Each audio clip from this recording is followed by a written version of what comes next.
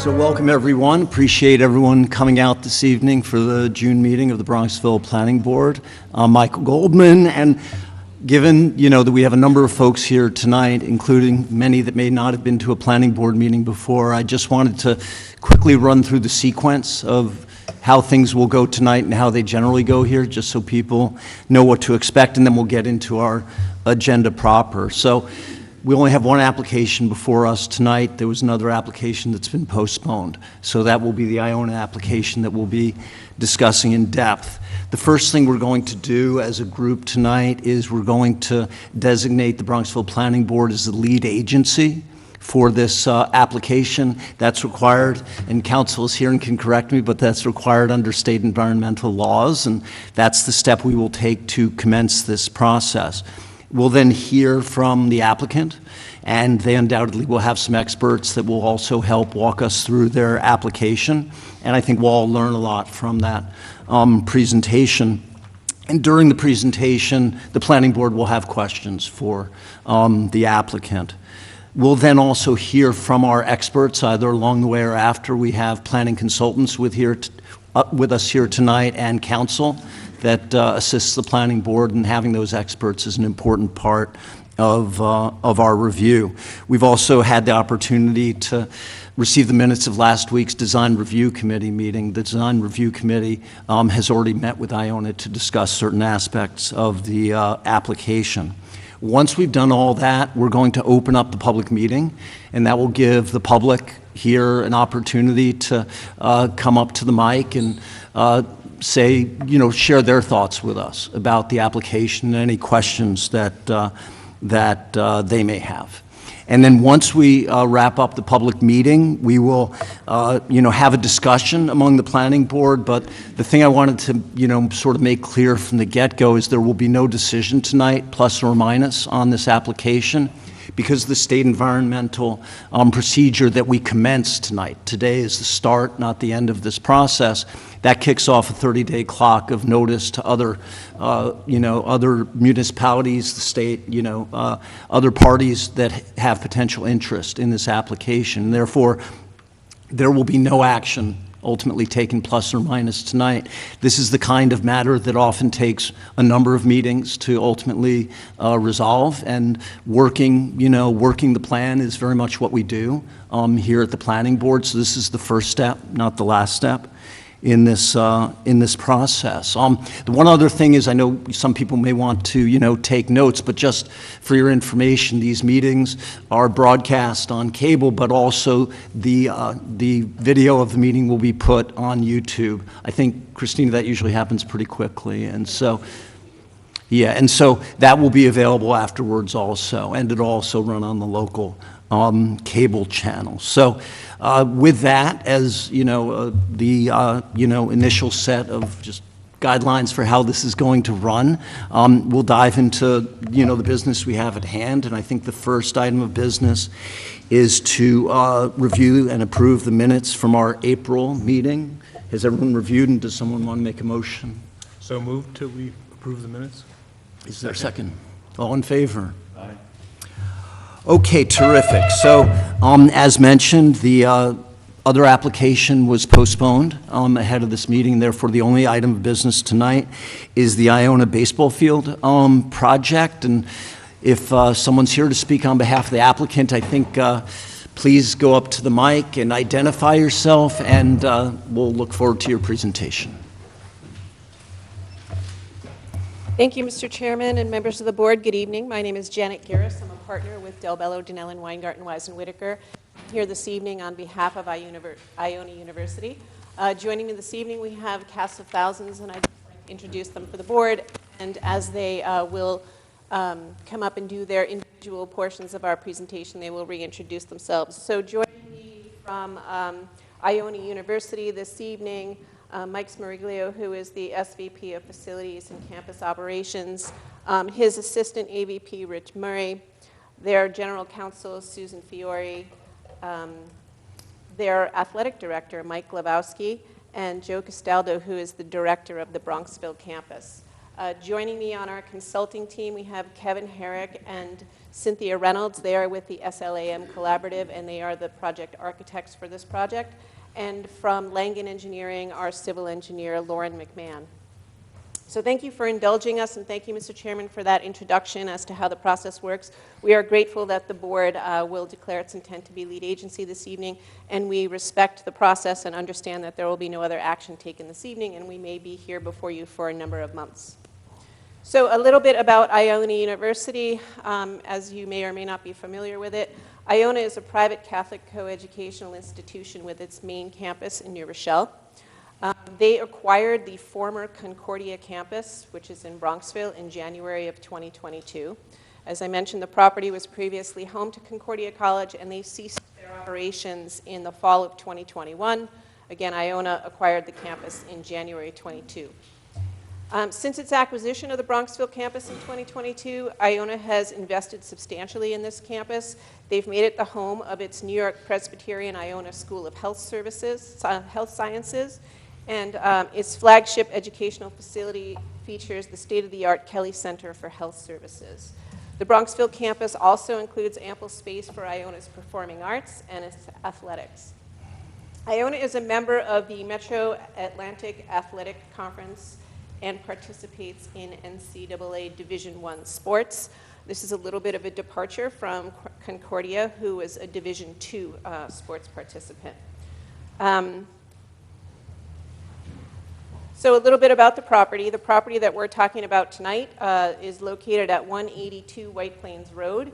It is a 9-acre portion of the 28-acre Iona campus that we have in Bronxville, and the property is on the east side of White Plains Road at its intersection with White Plains Road and Rose Avenue, fully located in the village. As I mentioned, 9 acres. It is currently improved with a baseball field and related baseball facilities, the Village Lutheran Church and Chapel School, the Meyer Athletic Center, and several tennis courts and related parking and infrastructure. So as part of its investment in the Bronxville campus, Iona is seeking site plan approval from the planning board to permit improvements to the existing baseball field and related facilities on the property, as I mentioned, to bring the facilities to NCAA Division I standards. There are a number of improvements that we are proposing, and again, my colleagues will go through them in greater detail, but I just want to talk to you about them a little bit. Part of the renovations include leveling of the field, upgrading of the existing dugouts, bullpen, and press box, incorporating seating for approximately 140 spectators with wheelchair accessible areas, adding a scoreboard in the outfield, providing accessibility from the existing parking area adjacent to the Meyer Center, to the field and the spectator areas, the addition of safety netting and outfield fence and a warning track, and a bullpen area. Initial discussions about the application and regarding the proposed plans began with the village about a year ago when we met informally with village professional staff and officials to share the proposed plans. The application was formally filed in December of 2024, and since that time, we've been working with village professional staff and consultants to address their initial comments on our application. We submitted a revised application addressing their initial comments in April, and those application materials, which I understand are available on your website, are quite extensive and include, among other things, traffic and parking analyses, stormwater pollution prevention plan, extensive plans, and again, the stormwater pollution prevention plan, which includes extensive stormwater improvements to the property. I think it's important to note that there's been a lot of misinformation about the project that's been circulating, and I feel compelled at the outset to address that. So before we get into the details of the project, I want to emphasize a few things. There is no stadium that is being proposed as part of the project. There are new bleachers, dugouts, and a press box being proposed, and again, we'll talk about those in greater detail. There is no lighting proposed for the project. I know people were talking about the fact that this is going to look like something out of Close Encounters of the Third Kind. It is not going to be that. There is no lighting proposed as part of the project, and there will be no games conducted in the evening hours, only during daylight hours. So a little bit about the program, and as we talk about that, as I mentioned, all games are played during daylight hours, and There are generally two segments to Iona's baseball program. They're currently utilizing this field for practices now. Their fall segment of their project runs from late August through early November, weather permitting, and it's their fall practice season. And during that time, the team primarily practices on the field, and they may or may not play one or two exhibition games. The spring segment, which is their primary competition season, would take place at this field between mid-March and mid-May. Although the season typically begins earlier than that, they would not typically play home games on this field. It's a little cold in New York in mid-March, so a lot of their activity prior to that is in the southern states.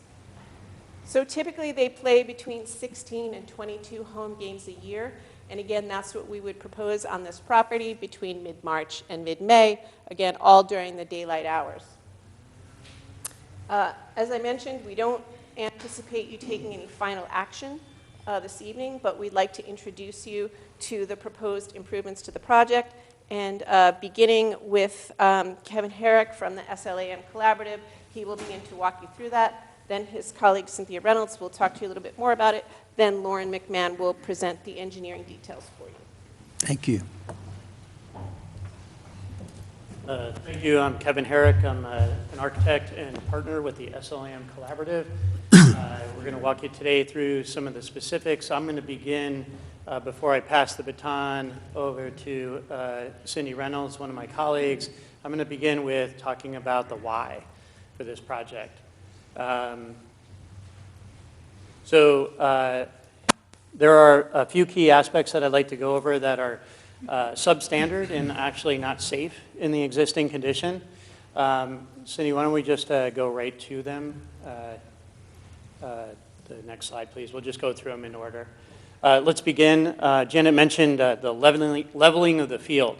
What that really means is the field is actually has a 9-foot grade change between home plate and right field. So we're not talking about demolition necessarily, we're talking about regrading the right field line so we can get appropriate drainage, but also make it safe for the players. This diagram here shows a cross-section through the home run wall. The red line represents the existing grade, and obviously the black line showing it level is where we'd like to bring the future condition. That'll show about an 8-foot retaining wall that will be padded for player safety. The home run fence would be up at the up above at the 30-foot high dimension. The next one, please. Continuing the theme about safety, there's a few things we want to make sure that everybody's safe around the facility. So we are looking to upgrade the chain link fence around the perimeter to a 6-foot fence so that people can't jump over there and get on the field. But also we want to be improving the athletic safety netting. If we could just go to the next one. So when we talk about the safety netting, this is actually an exemplar image taken down at Fordham. This actually, believe it or not, you're looking through the safety netting that we are proposing. This is not a heavy screen. It's meant to be transparent, but it is protecting the spectators. It's actually also better protecting the neighbors and the neighborhood from balls flying out of the park as best we can. Coincidentally, this is not dissimilar to the press box and type of bleachers. It's not an exact replica of what we're going to show you. Cindy's actually going to walk you through our specific design in a minute. Continuing on some of the things that have been beaten up pretty good over the years. The existing dugouts are in disrepair. The seating that you see here on Rose Avenue, we are looking to bring behind home plate and get it off of Rose Avenue. We're also looking to incorporate a press box, which I think is a little bit of a misnomer. It is actually what it's called. We're not expecting press to come here. The New York Post is not coming to report on games. However, we do need coaches and assistant coaches to be able to do pitch counts and track the game accordingly. So that will be, as you just saw in the previous image, an example of the press box on the top of the bleacher seating. Last thing I'd like to mention in terms of upgrades is the bullpen. We're taking over one of Iona's tennis courts next to the Meyer Center on Rose Avenue.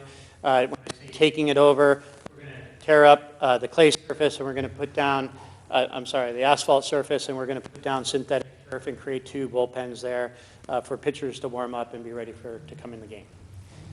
Next, there is, unfortunately, the scoreboard right now actually is on the roof of the Meyer Center.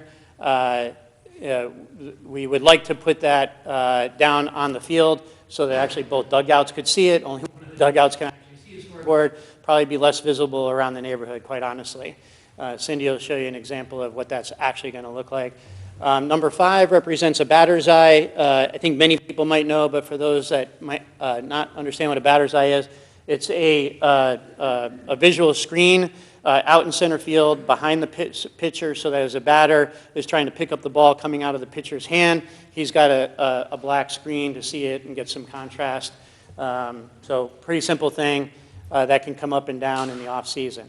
I think what's also really important is accessibility. Right now the field is not accessible to players, it's not accessible to coaches, it's not accessible to spectators. So we want to make accessibility come from the handicap spots out in the Meyer Center, get them to have appropriate pitch and levels surface to get to the bleachers, but also allow players to get into the dugouts and coaches to get into the dugouts. We're not expecting a depressed dugout here with a lift.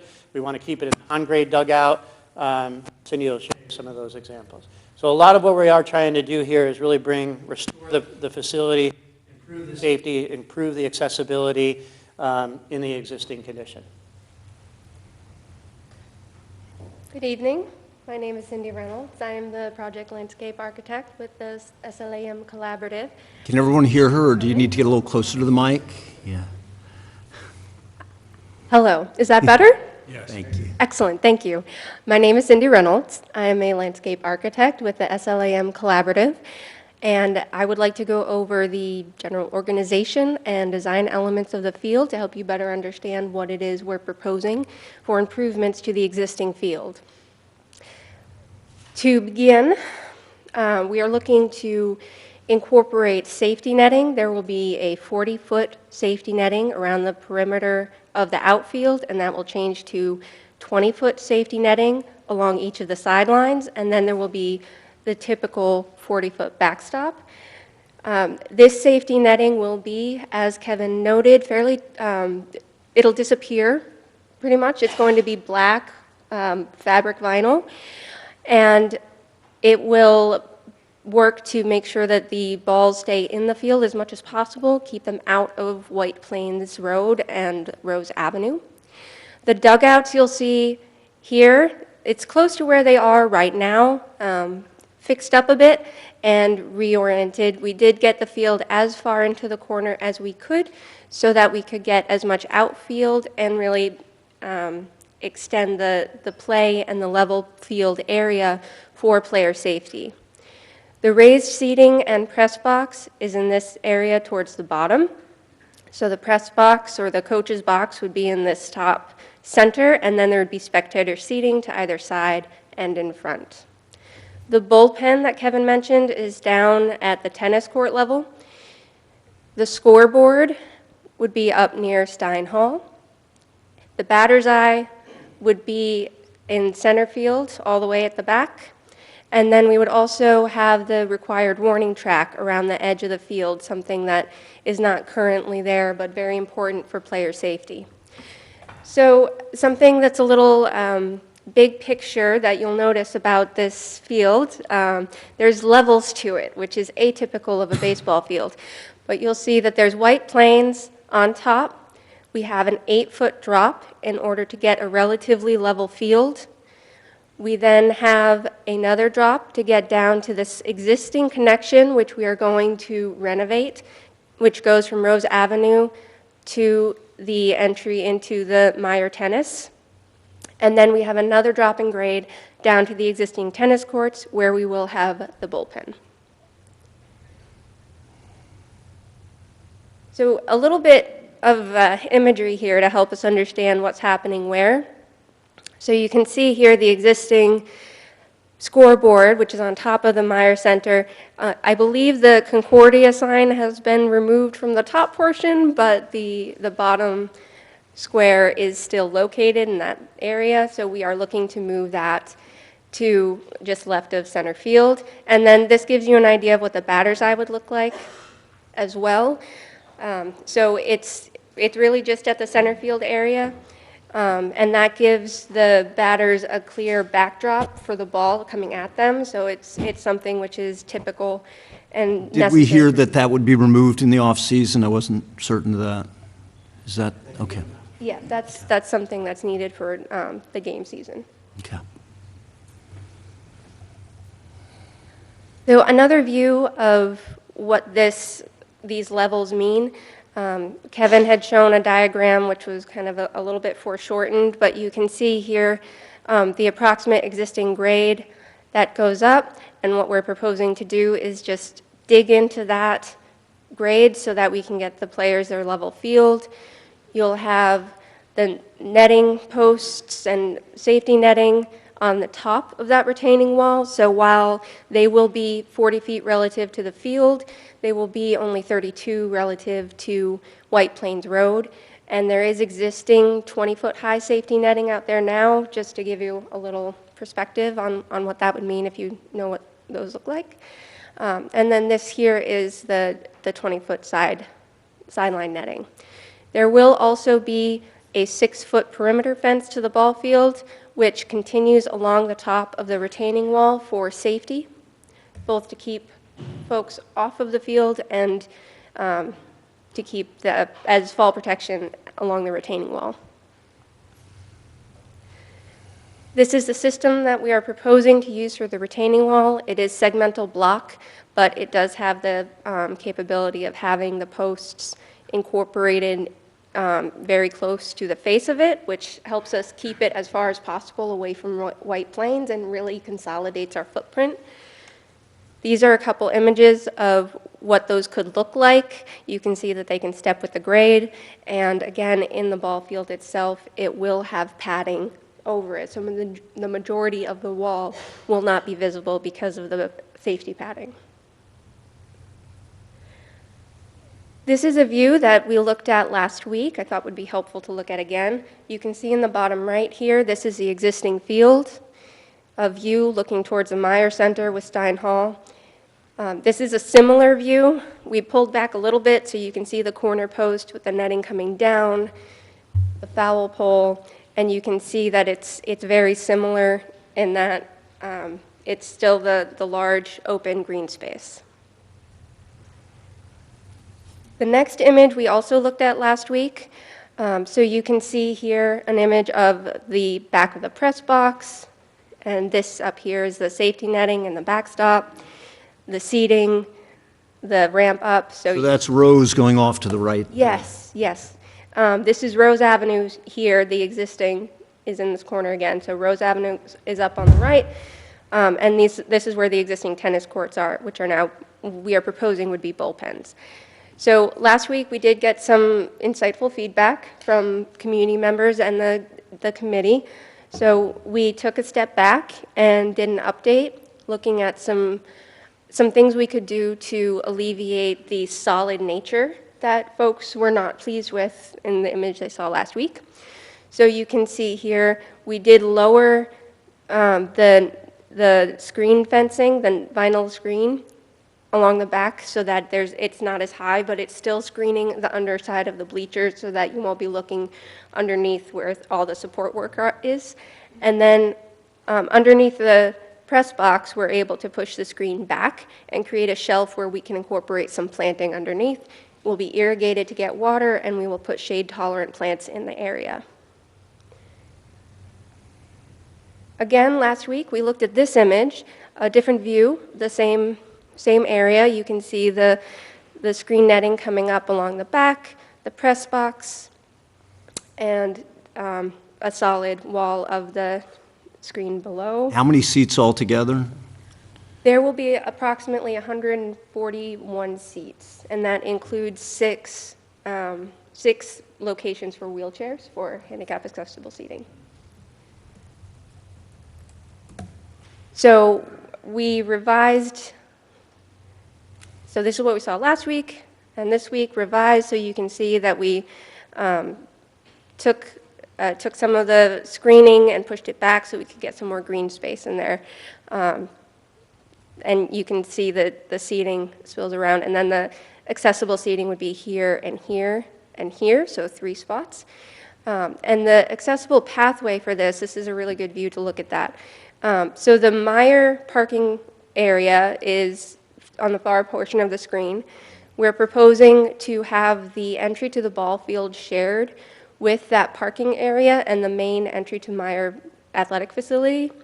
And then folks can walk along the ball field and come around behind the dugout and up to the seating. And this creates a really great opportunity for us to get spectators off of Rose Avenue and to get people parking in the Meyer Center, because we'll be giving them clear indication, this is where the entry is. This is where you need to go to come to the ball game. And this will turn into an area for the players going back and forth between the dugout and the bullpen area, as opposed to a drop-off. And how many cars can park in the Myers parking lot? 142. 141 when we're done. And the opposing teams, do they usually transport by a big bus, or do they carpool? Or The teams typically come by bus, and we do have an exhibit which will show where you have a that will spot drop for off. them to- Okay, in the lot? No. Okay. So again, last week, we looked at this design image and a revised version. Now, again, you can see that planting shelf that we've created and the connection going back toward the parking area. So a couple other items that we want to talk about. Lighting. So this is something that has gotten a lot of attention, and rightfully so. Would like to reiterate, there will be no stadium lighting at this field. The intent is for us to replace some existing lighting in the parking area and to provide some security lighting as needed along the pathways and in the gathering spaces. So what we looked at last week and what was submitted are some existing light poles which are being relocated in the Stein Hall lot because we need to shift these spaces over just a little bit. 1 new light post, and then another relocated light post down here at the corner. So those are all lighting the parking lot. Yes, these are 12-foot poles. This is an existing pole that we would be matching. Again, 12-foot high. They are existing on site right now, a lovely acorn fixture. So we would match that.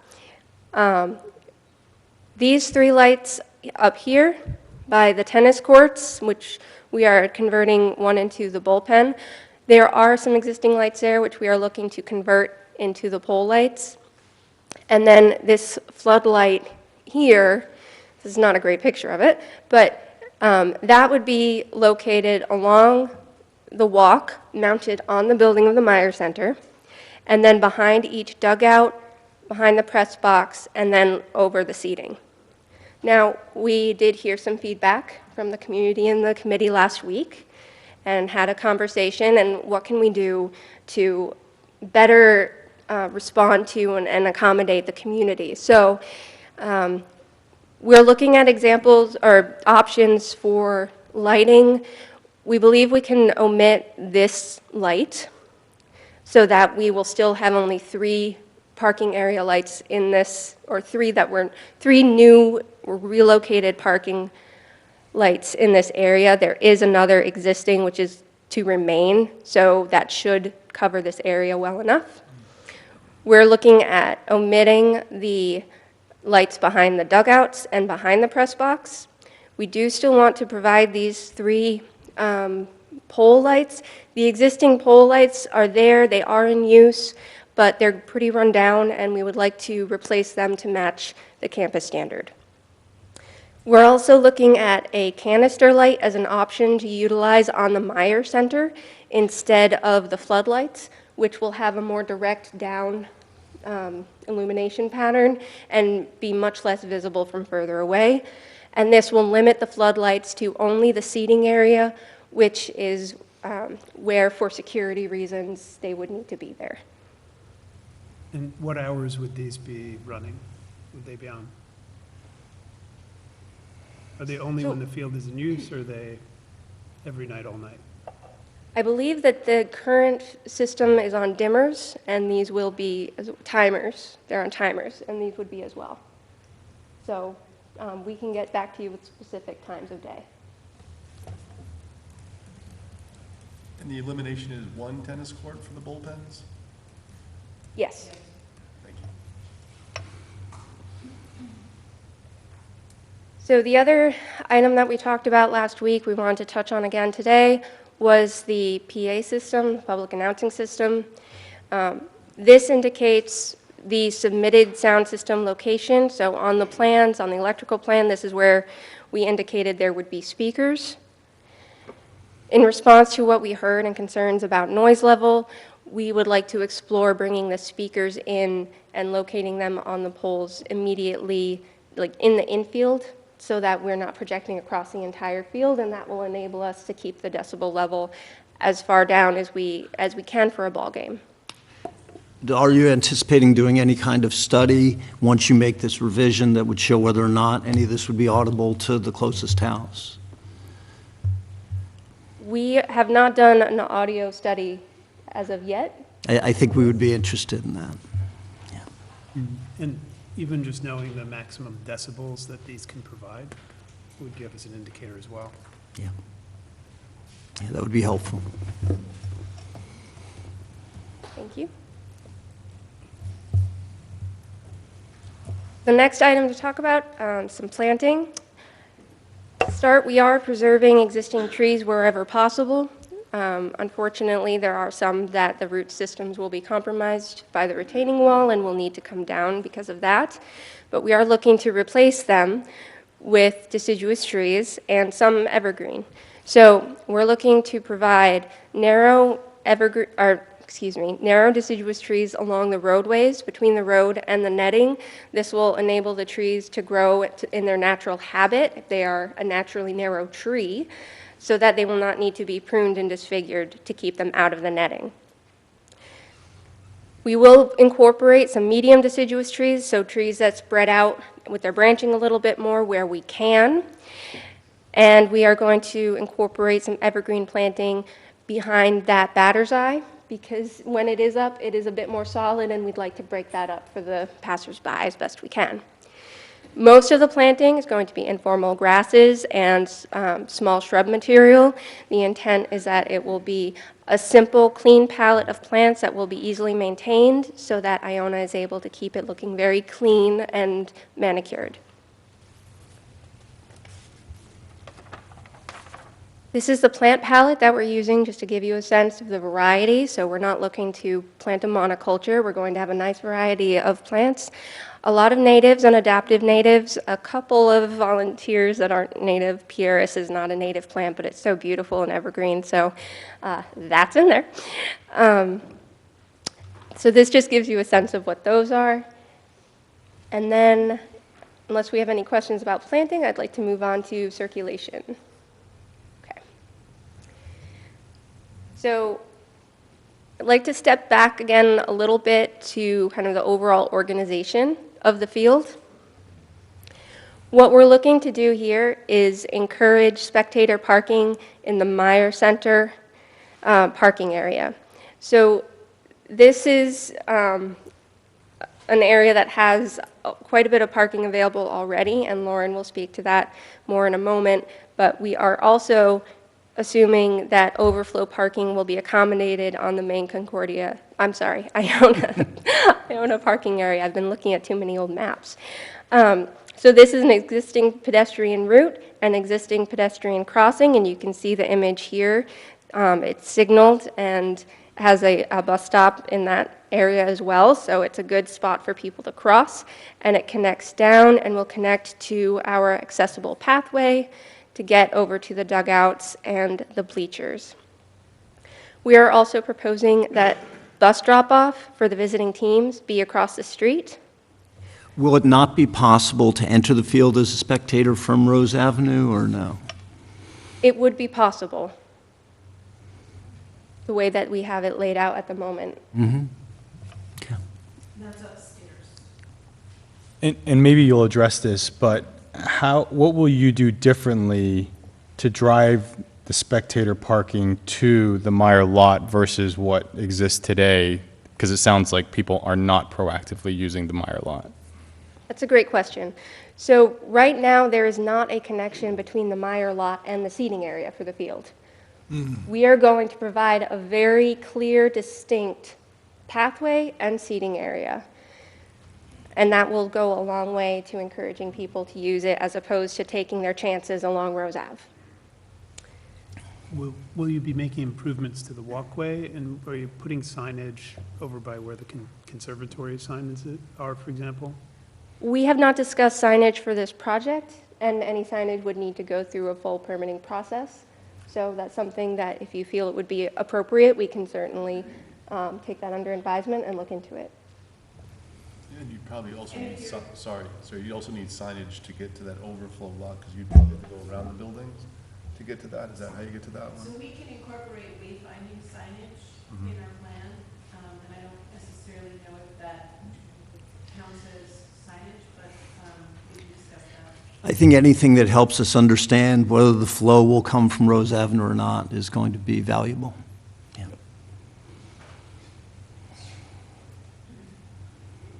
Okay, thank you.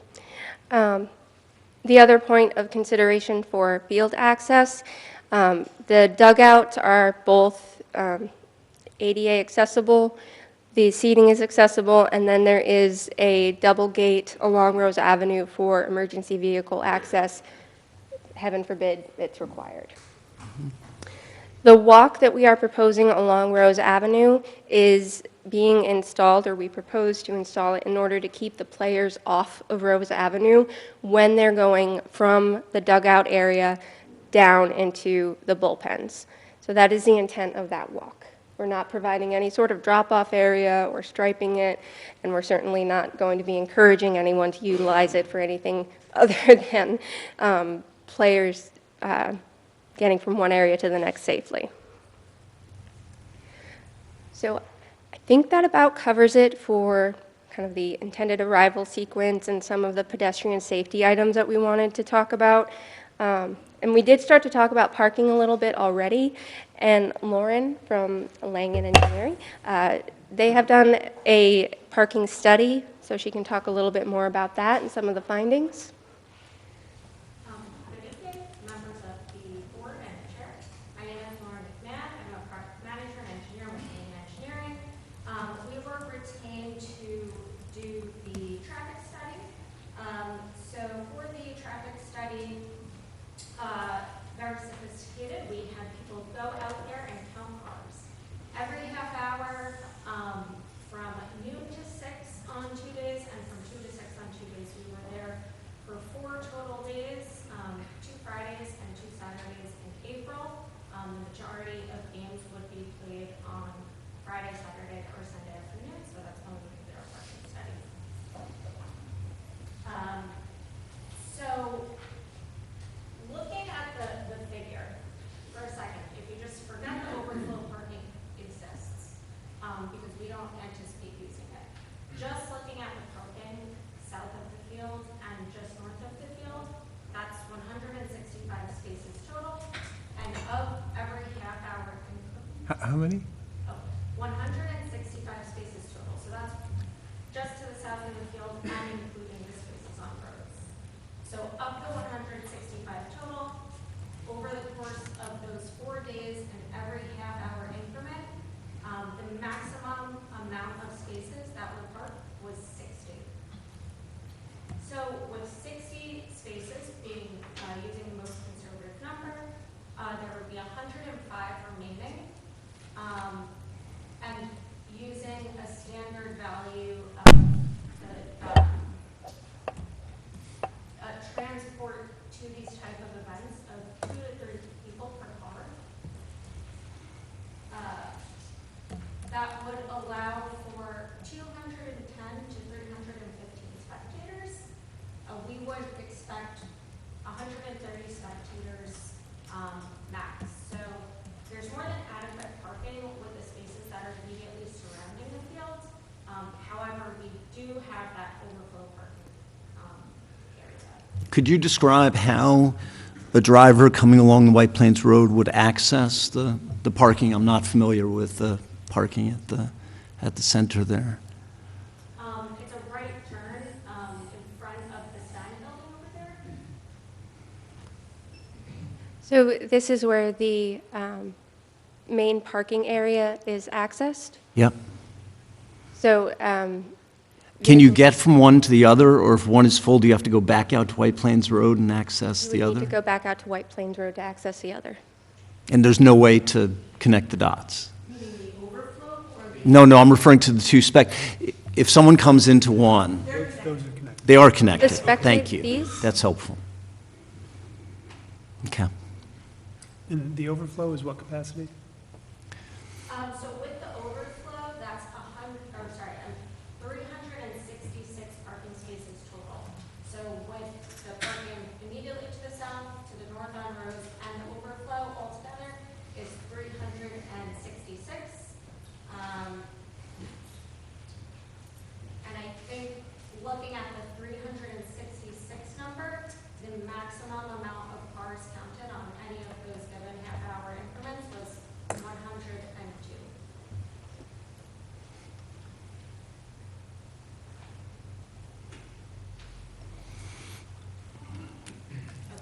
Any questions for the parking consultant before we keep moving? Sorry, is this the same entrance as the chapel school? Or the school there? Or is that south of that? Okay, it's hard to see on the map. So it's a separate entrance just for the two parking lots? And are there any steps that will be taken to discourage parking on Rose Avenue that aren't designated parking spaces? Or is that a question for you rather than the study? So there is existing signage along Rose Avenue for no parking on the grass. So we would anticipate that those would be put back. I'm not sure if that's the area you were concerned about. Just as a mention, if, for instance, only players could get in from Rose Avenue and spectators couldn't get in from Rose Avenue, have a feeling people would be more discouraged from parking on Rose Avenue, just something for consideration. Although I understand you're counting legitimate parking spaces on Rose Avenue as available. Yes, so that was part of the traffic study, was considering how many cars are parked there at any given. How material were the Rose Avenue spots to the total? I believe those were at 25. Okay. So it's a complex question, I see. Right, but I did read in the materials that there was some suggestion of bollards being used to buttress the signage that would be there as well. I don't know where that stands in the planning. So I think we just received some comments from. I'm sorry, okay.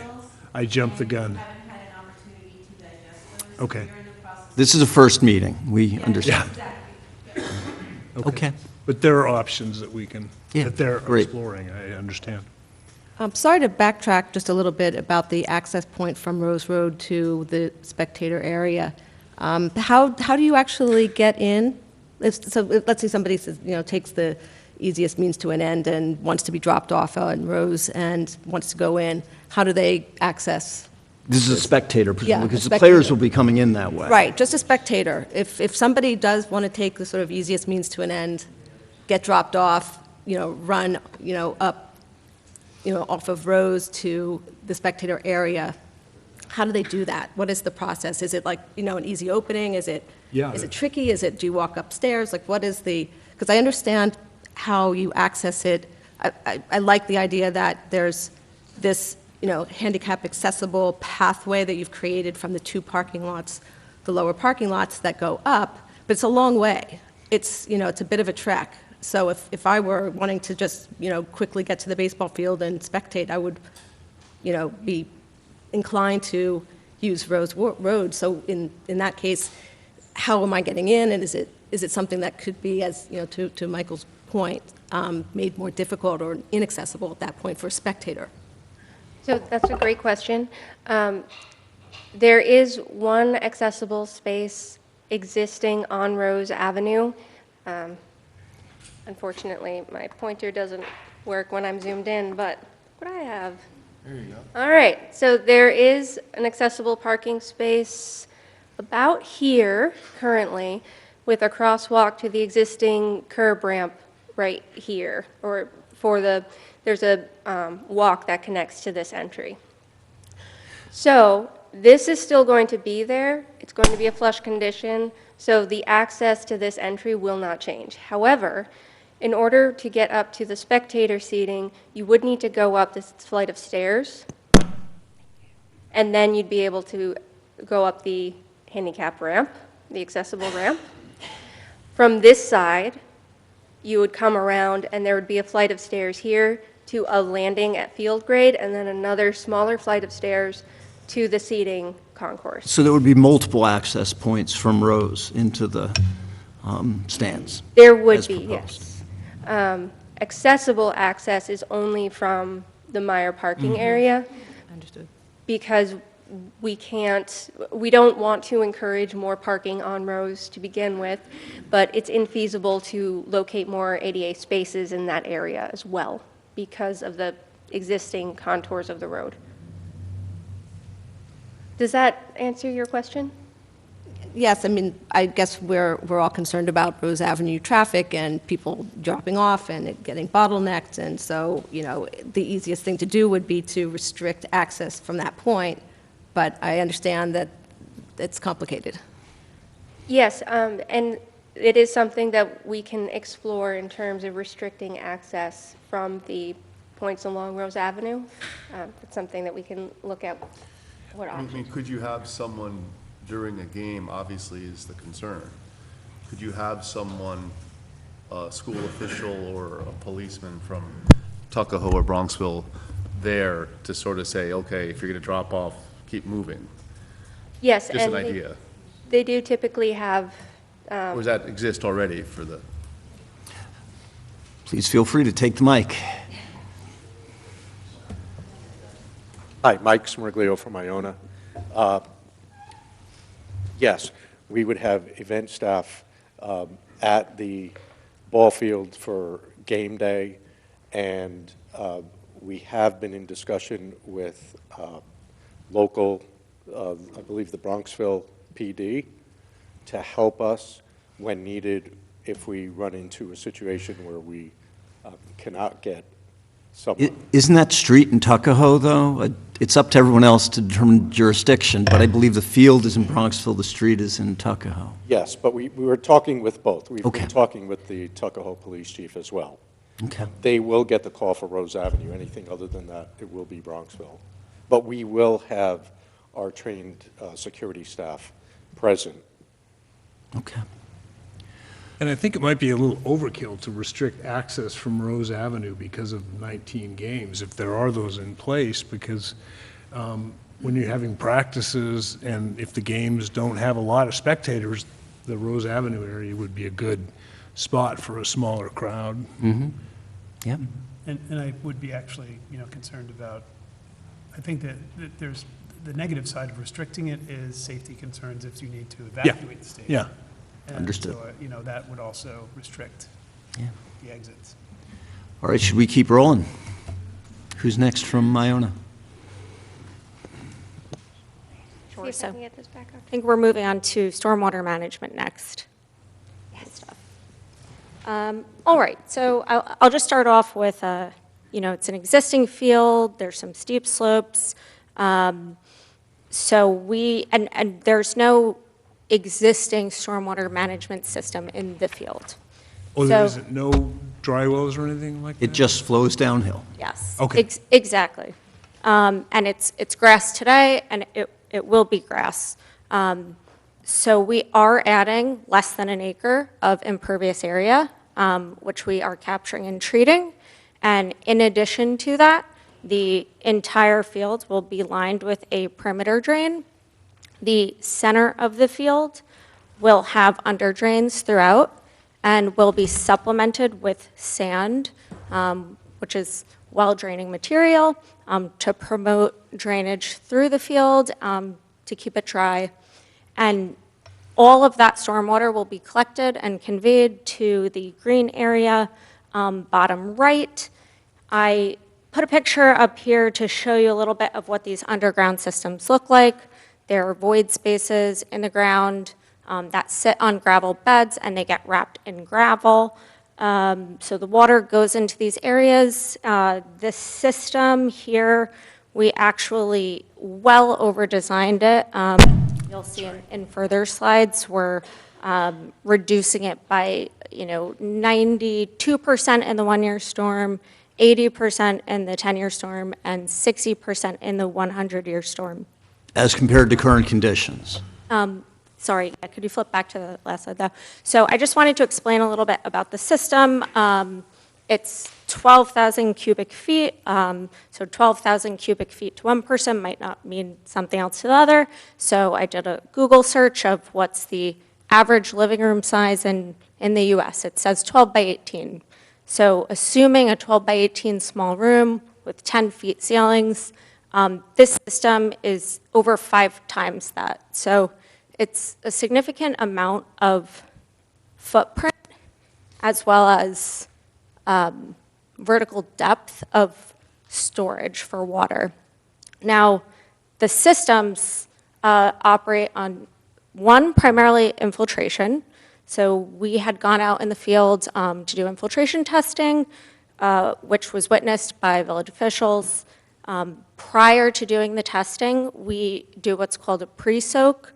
So without getting too technical, we soak the soil, so it's a saturated condition, and then we test how well it drains. So in this case, it was extremely well draining, more than 30 times what the absolute minimum would be to put one of these systems in for infiltration.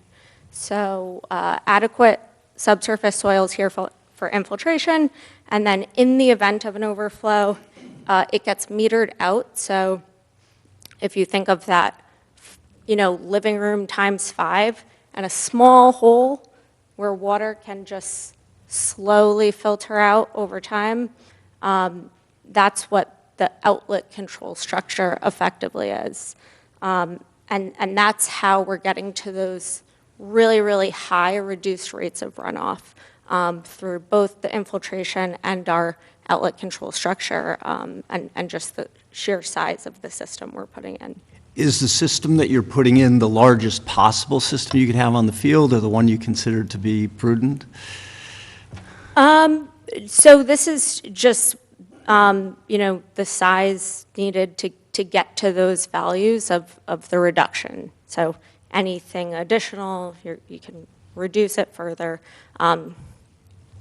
And in terms of where the water goes, ultimately, if you reduce the flow 90%, there's still 10% going down. And if there's an overburdened system below it, that 10% will still be flowing into that overburdened system. It'll be much less than the current conditions, but there will be some flow downhill, as is a necessity. Yes, so we would be reducing the flow going downstream, but not eliminating it 100%. But it would be going from X amount of flow to 90% reduced. So there's a 90% reduction In the certain 100-year storm. circumstances. in a 100-year storm. Or I'm sorry. I thought that was the 1 year, no? In the 1-year storm. In the 100-year storm, it's 60%, so Okay. it's over half reduced. You lose some effectiveness in the heavier. And the system around the whole perimeter, it feeds into the structure?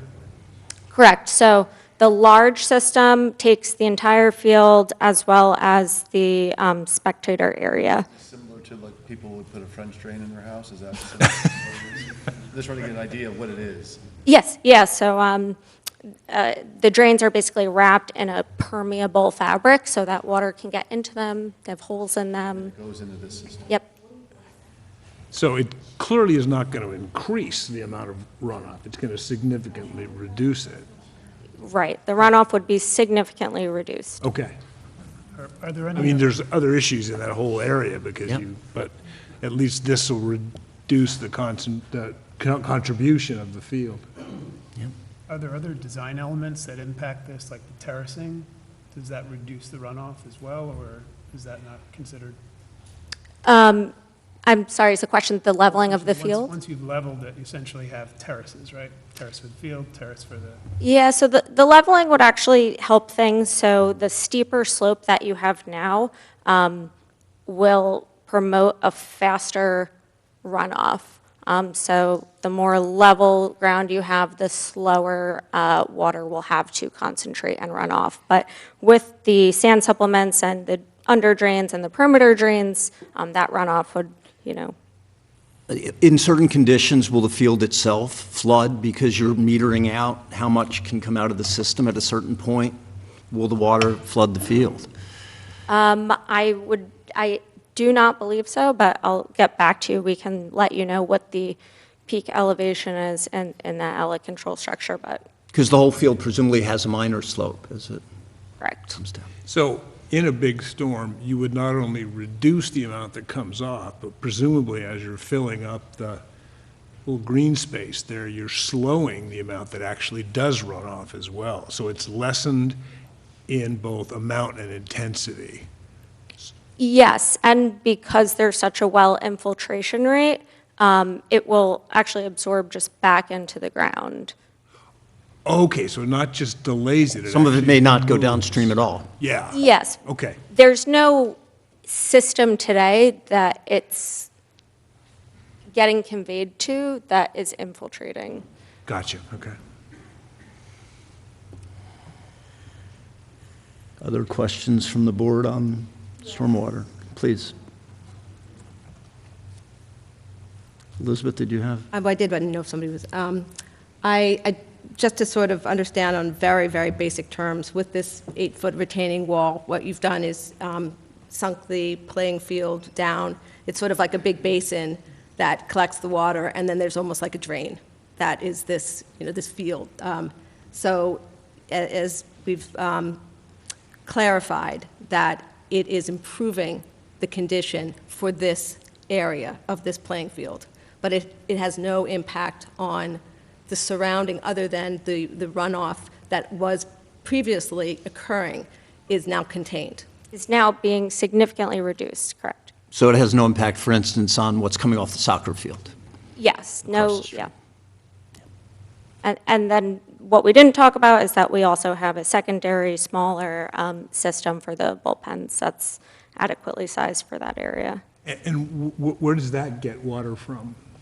The field as well, or the, So that just picks up water from the bullpen areas and just the sidewalk that immediately adjacent to it. the impermeable? Yes. And those ultimately also come together at the bottom right and come into the system? Yes, so they connect into two separate systems that ultimately converge elsewhere. Okay.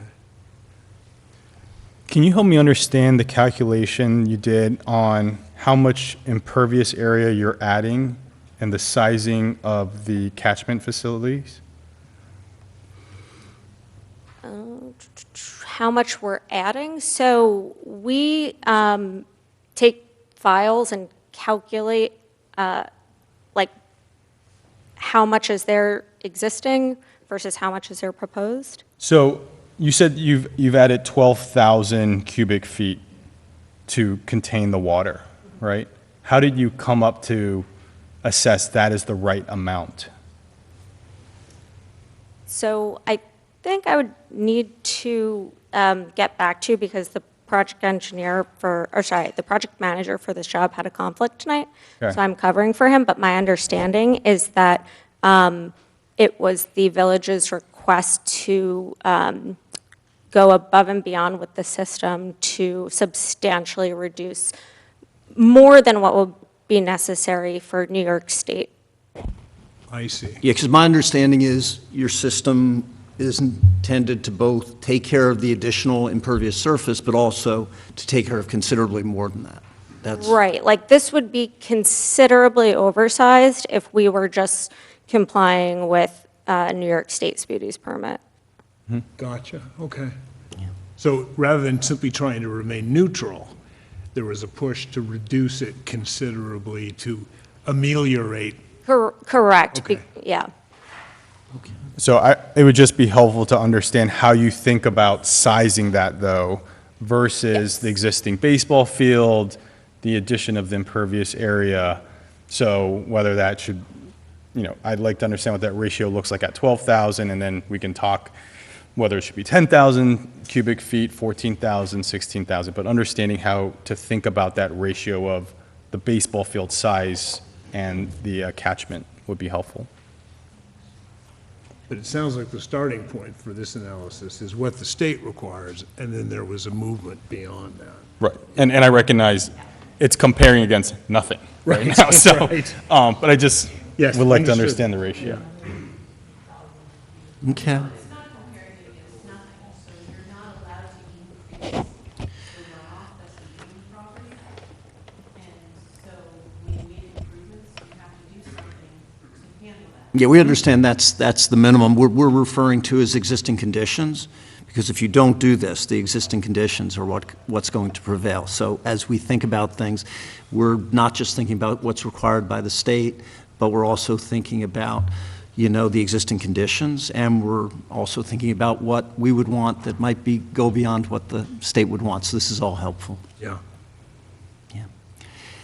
Anything else from Iona?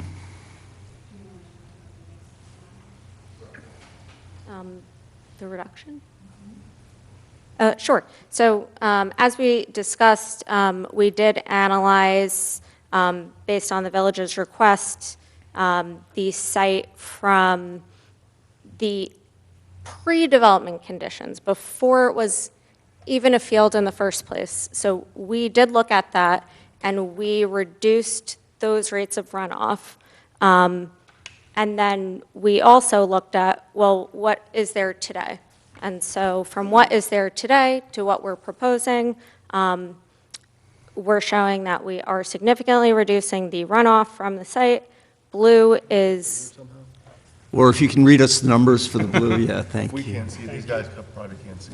sure, Thank you so much. sure. So just for example, in the one-year storm, Well, that's the 1 year, the 1 year would be that top bar. So blue is before, green is after, is that the? Yes, blue is what it is today, the existing field, and then green is after. So that's a 92% reduction of runoff leaving the field. Yeah.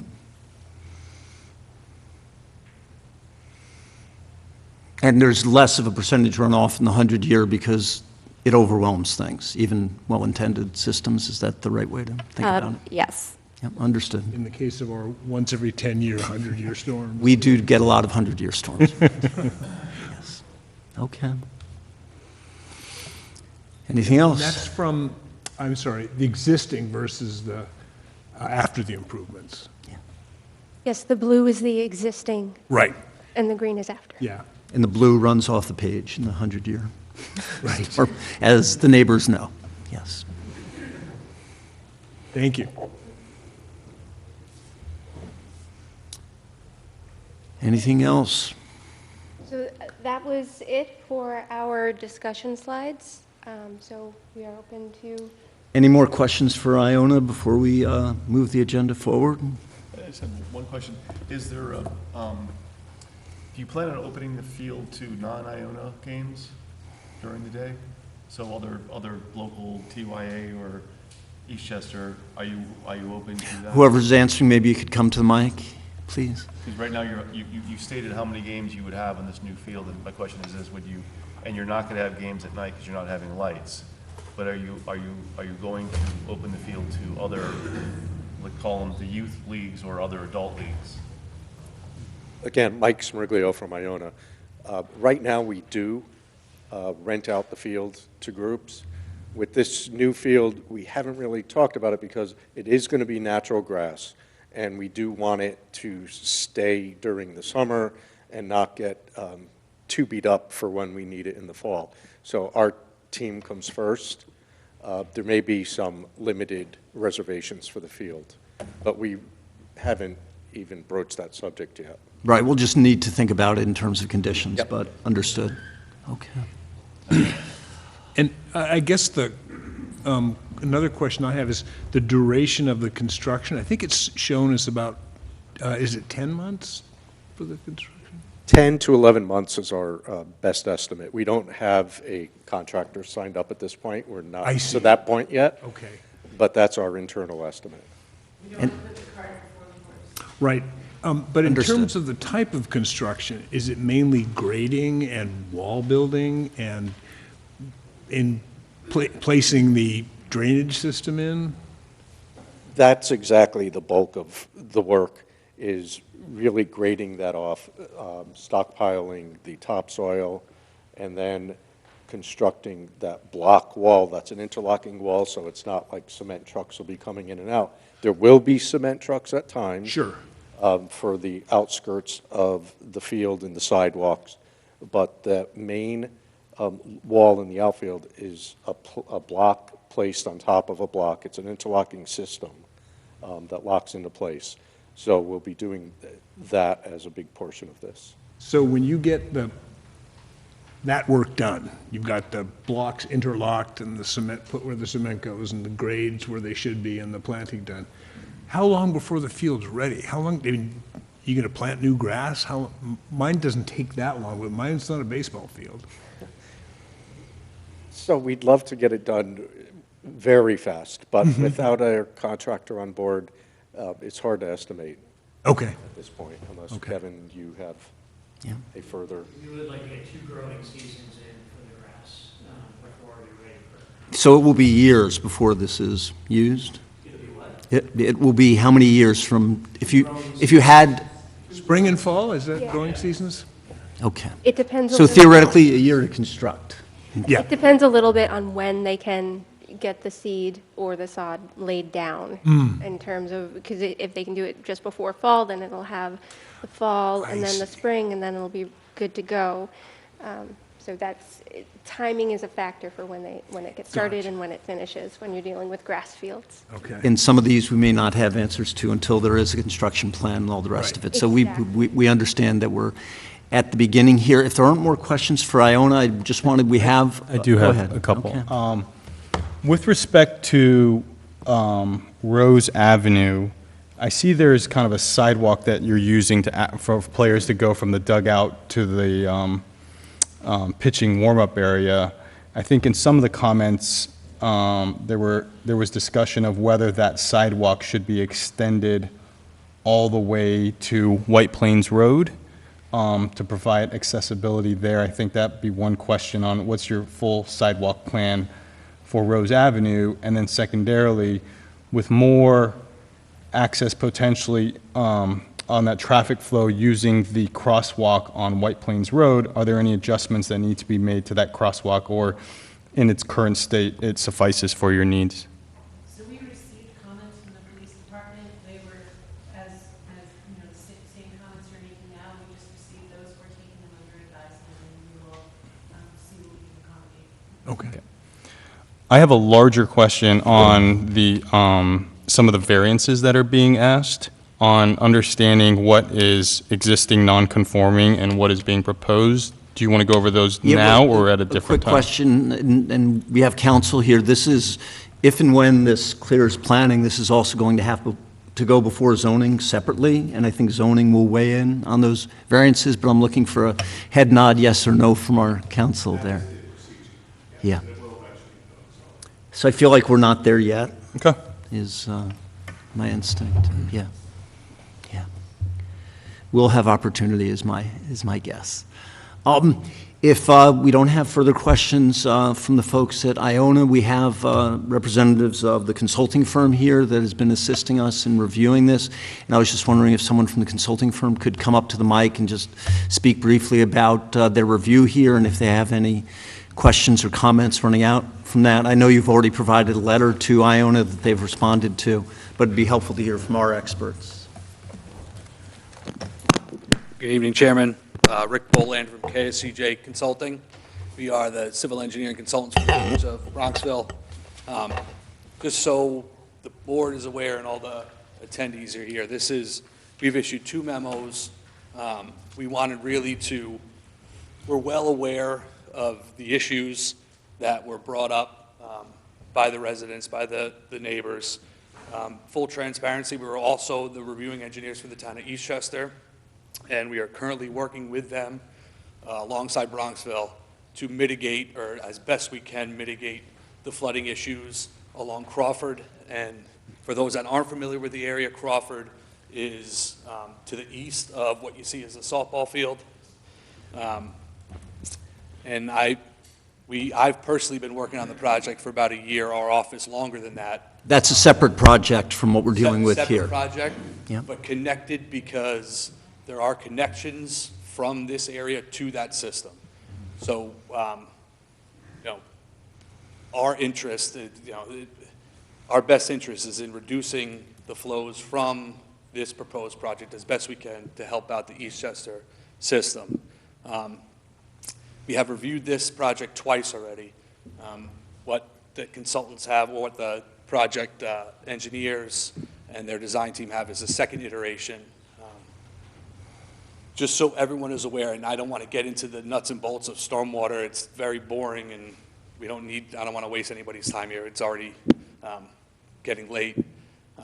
But under the state requirement, under the SEQR Act, the State Environmental Quality Review Act, the applicant, because they're over an acre disturbance, are required to maintain or reduce peak flows. And in the first iteration, I forget the exact numbers, how much they were reducing it by, but there was still a significant reduction. And because we're so sensitive in that area, we asked them to upgrade the system, and they were more than willing to do that, and very appreciative of that. Again, that system it's not going to fix the flooding issues on Crawford, but at best mitigate what they can coming from their site and control what's coming from their site. There's areas for more mitigation that we'll try and get enacted in place, but they're not required to do that. And then just hearing emails from residents and whatnot, we understand that another major concern is the traffic. We've subbed out the traffic portion of it. Yes, we can take care of that, but that's not really our specialty, and we understand the sensitivity of the project, so we wanted to get a firm more familiar with the traffic side of it, and that's Collier's Engineering, a very well-recognized engineering firm that will look at the traffic portion of this. We'll focus on the storm. That hasn't been done yet, right? The parking study was just submitted? Yeah, Do I it's just recall that submitted. properly? All that information. So that's for the next meeting also? That's for next meeting, which we can really get into the traffic aspect of that portion. But yes, again, there's still a ways to go. We're still reviewing the project stormwater-wise and, like I said, traffic-wise. They have our most recent memo, again, geared towards stormwater and traffic, and we await the next submission addressing those comments. Any questions for our consultant before we keep rolling? Okay, I think we're set with that. If there aren't any other issues, I'd propose to open up the public meeting. I appreciate the patience of the audience as you've waited through the presentation to have a chance to discuss the matter, given the very large number of folks who are here. Generally, when we have a large number of people so that everyone can have a chance to speak, we request that we stick to a 2-minute discussion of the matter, and hopefully if you can't get to something, the next person will. So if you can please find a way to, in whatever order makes sense, come up to the mic, identify yourself, and please let us know your thoughts. Yeah, Bill Carney. I live at 101 Middleton Place. I've lived there for 20 years. I'm probably going to be more than 2 minutes just because this is a very serious topic, and I think it deserves that amount of time. So I'll try and keep it brief. My house is directly behind the softball field there, and I've seen firsthand the issue that we've had with parking and drainage for the last 20 years. I want to be clear that I'm not against any kind of renovation or development. We just need to be, it needs to be done responsibly and fit within the neighborhood, because this area is a lot different than the main campus over in New Rochelle. The two issues that everybody spoke about tonight really are parking and drainage. With regard to parking, we've absolutely seen an increase in traffic and parking issues since Iona purchased Concordia and turfed the soccer field. The field is often rented out to outside teams who are not familiar with where they should park. And as we mentioned, there are only 24 spots on Rose Avenue. When the soccer field was approved by Tuckahoe in 2022, one of the provisions of the proposal was that Iona would have 2 parking attendants at every event telling people where to park. That has not happened. And I know tonight they said they would. That has not happened over the last 3 years, not once. We consistently have people double parked or illegally parked on Rose and the surrounding streets. There was a game the other night, 2 teams rented out, maybe there were 40 spectators. There were cars illegally and double parked all along Rose Avenue. If this is approved, I request that Bronxville hold Iona to that mandate of 2 parking attendants. Not somebody in a car just driving up and down. They need to have somebody there saying, yeah, you got to park on Meyer. When looking at their parking analysis, I know they mentioned the overflow. Really, you've got to look at E, F, and G on their parking analysis. The overflow lots are over a quarter mile away. Nobody's going to park there. If the Meyer lot is filled and the 24 spots are filled, people are going to take their chances, park on Rose, double park, or park in the surrounding streets if somebody's not there. I also noticed that their parking analysis, they only looked at when club sports and practices were typically were there. Those typically don't have fans. So, I think it would be helpful if they looked at a parking analysis when actually games are being played, as opposed to just practices and club sports. Because they didn't look. Just one comment on that. Their current games have around 130 spectators, as I understand. So, because we won't have the game before. Well, no, I'm saying currently, like games that are being played now on there. Like, Right, the ones in New Rochelle. no, I'm talking about the ones that they rent out. Oh, I'm Oh, sorry. you're talking about the soccer field, not the baseball field. They rent out the baseball field as well currently, Well, and we- the soccer field. We heard that wasn't going to be, because of the turf. It's not artificial said turf, it's they may natural not. turf. Yeah. They said they do. Okay. Okay. And then I also noticed, and it's been brought up several times, that you're going to have the pedestrian entrances on Rose Avenue. I'm really wondering if this is necessary. By having entrances there, you are encouraging people to drop off or park there. One of the good things I have to say that Iona did when they purchased it, they closed the gate for the tennis drop-off, because that was always an issue, people dropping off people for tennis. They closed that gate, that kind of alleviated that concern, but you'll see now there's an entrance for the tennis courts and then 2 entrances for the field on Rose. I don't really think it's necessary. If you want to encourage people to park in the Meyer Athletic Center, don't have entrances on Rose. If you have an entrance there, people are going to drop off and people are going to park there. It's very simple. That's really it with regard to parking. With regard to drainage, where are those 2 green systems tied into? Where are they? Is there an exit point? Are they tied into the Crawford system? I don't know whether we're going to be doing Q&A for each speaker with Iona. I think they're going to listen to what you have to say, and ultimately these will be addressed. But I think in the interest of time, we're just going to listen and keep going. Fair enough. Yeah. When we have a heavy rain, our street, and again, it's, if you look at the softball field, that empty green area, the street directly behind it is Crawford. When we have a heavy rain, that street can flood in under 20 minutes, and I'll have water up to my door, which is 40 feet from the street. It's so bad that cars can't pass it. It gets very deep, and I've sent videos. Hopefully you guys have received it. Yes, we saw those. Okay. I have 4 sump pumps, a generator, and backup pumps just to be sure that we don't flood. And East Chester has tried, again, that line to the east of the softball field. They raised the curb, they put a little berm there, nothing stops the water from coming down. The flooding has absolutely gotten worse since the turf field went in. The engineers, when they proposed that field, said it would get better, but you're now releasing 100% of that water into the Crawford system. And that line, as we all know, is undersized and overtaxed currently. The first rainstorm that we had after that turf field was put in, it blew a sewer cover on Rose Avenue. That never happened before. So engineers can say all they want, 100-year storm, plan for a 100-year storm. The reality is that system is overtaxed, and now 100% of the runoff from the soccer field goes into that system. So it's really has gotten worse. Let's see. Oh, then the main culprit for flooding on Crawford that affects really everybody south of Rose down to North and Alder and then all the way down to Hewitt where everything exits is the runoff from Iona. It's not the runoff from the baseball field. If you see where the baseball field is now, there's no drainage there, right? That runoff would have to go toward the Meyer Athletic Center, make a right, make a left, go down the parking lot and across that field. The runoff, and I'm going to come up here, just so I can point that. The runoff, this parking lot is sloped.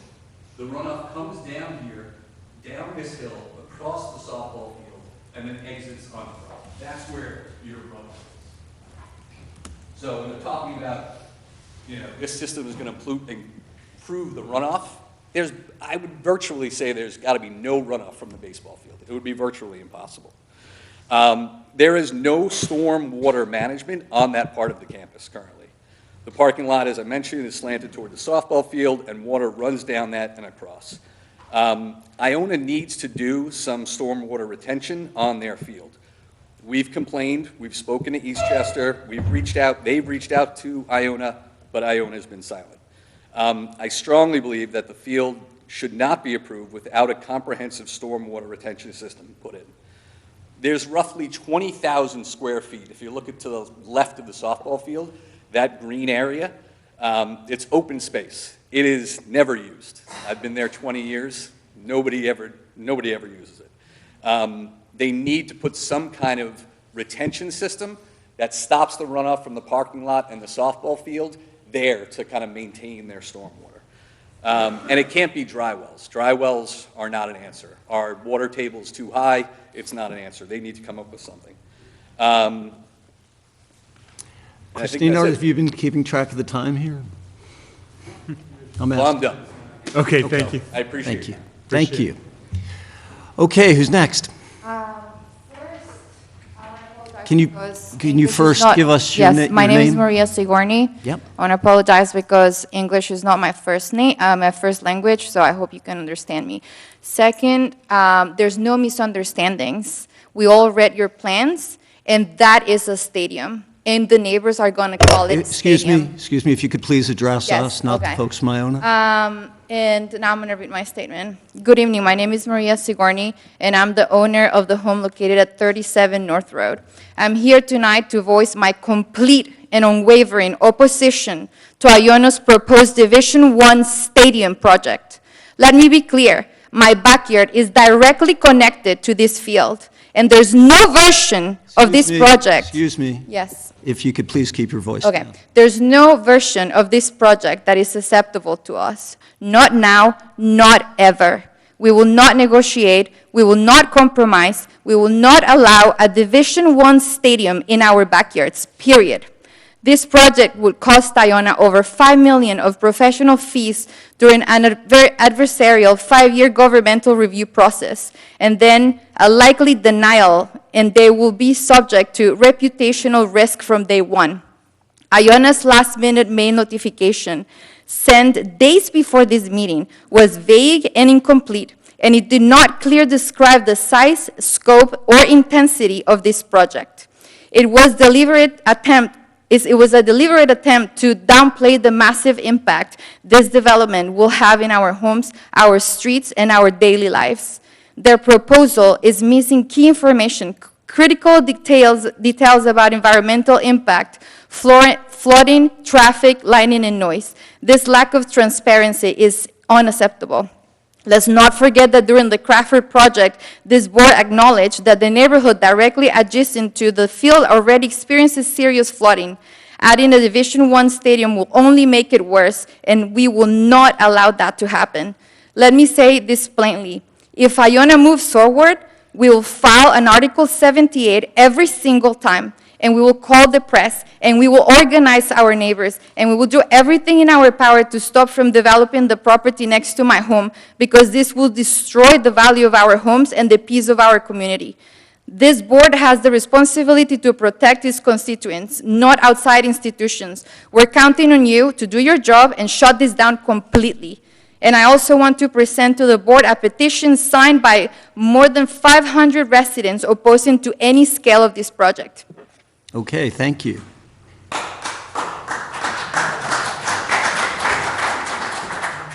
Thank you very much. Okay, who's next? Good evening.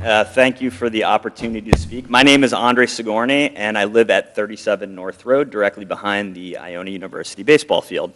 I'm here on behalf of many neighbors who are deeply concerned about Iona's proposal to expand the field into an NCAA Division I facility, and I want to begin by addressing the lack of community engagement around this proposal. Despite the scale of what's planned, many neighbors were unaware until they were informed by my lovely wife, who you've all now met, Maria, and our petition. There was no direct outreach from Iona. This kind of process erodes public trust and fails the basic standards of participatory planning. Now on to some key issues. First, stormwater and flooding. Iona's plan adds significant impervious surface and connects to a municipal drainage system that may not be able to handle it. Homes, especially downslope from North Road, already flood during storms. The proposal doesn't guarantee protection as required by the Village of Bronxville Zoning Code, Section 310-30.b. Second, traffic and parking. Increased events will add pressure to Route 22 and surrounding streets.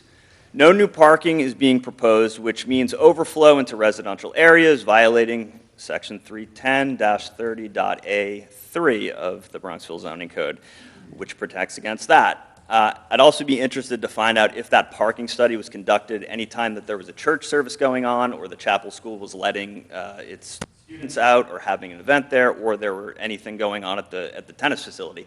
It was not mentioned that that parking lot is also shared by the chapel school, as well as the Bronxville Conservatory and the tennis facility that's presently there.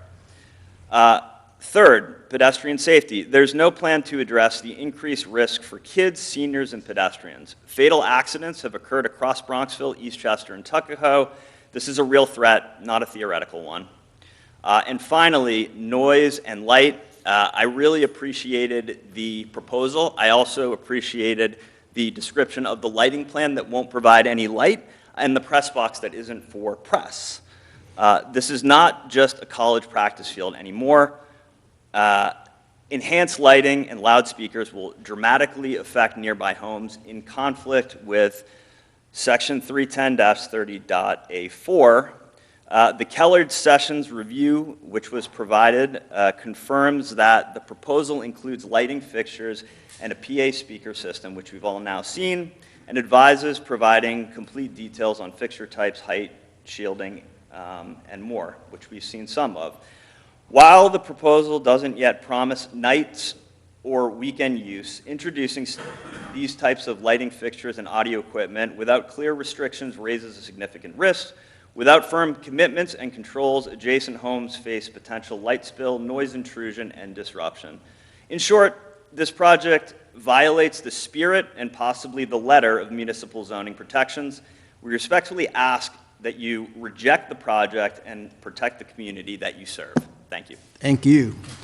Okay. Next, please. Good evening. I'd like to thank you for the opportunity to address the community. Could you give us your name, please? My name is Pat Noonan. I lived at 50 Edgewood Lane. Great. My wife and I own the property just adjacent to the softball field. They've been there for about 30 years. As I stated, this is a community. Our goal as taxpayers, neighbors, is to preserve our neighborhood and live in harmony and peace. That helps property values too. Over the years, previous owners of the Iona property have come to the neighbors to support ideal goals, and we were left with broken promises. Agreements that were ignored, changed by administrators without regard to the neighbors. I know Iona is not the previous owner. The Iona administration has been more open and responsive. We do have common ground here. It needs to be documented. Many times it's up to the neighbors to police, and politicians and government boards are never around to help. Even with the smallest issue needs to be written down. This is one of those metaphors, death by 1,000 cuts. We should never have allowed the Meyer Athletic Center to be constructed. My request is to maintain a field and not a stadium in our section of the village. In reviewing the presentation from last week's Design Review Committee, I'm concerned that we'll lose a bit of our community in what is proposed. I agree that the field needs some work, but not to the scale as proposed.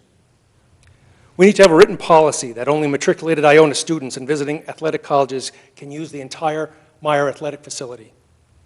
There's too much commercialization currently that disrupts the neighborhood. We have parking on our streets, drop-offs on our streets currently, as a bypass to parking and all the Village Lutheran School parking that goes on and the traffic jams that happens. We get loud cars and cars playing music loudly. I fear what will happen if this expands. If the field is renovated, please have community respect for the operation. No games on Sunday.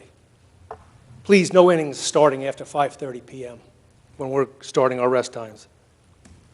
Only for the Iona men's baseball season. Please, no games on holiday weekends, especially the most sacred one, Mother's Day. Please do not rent it to youth leagues.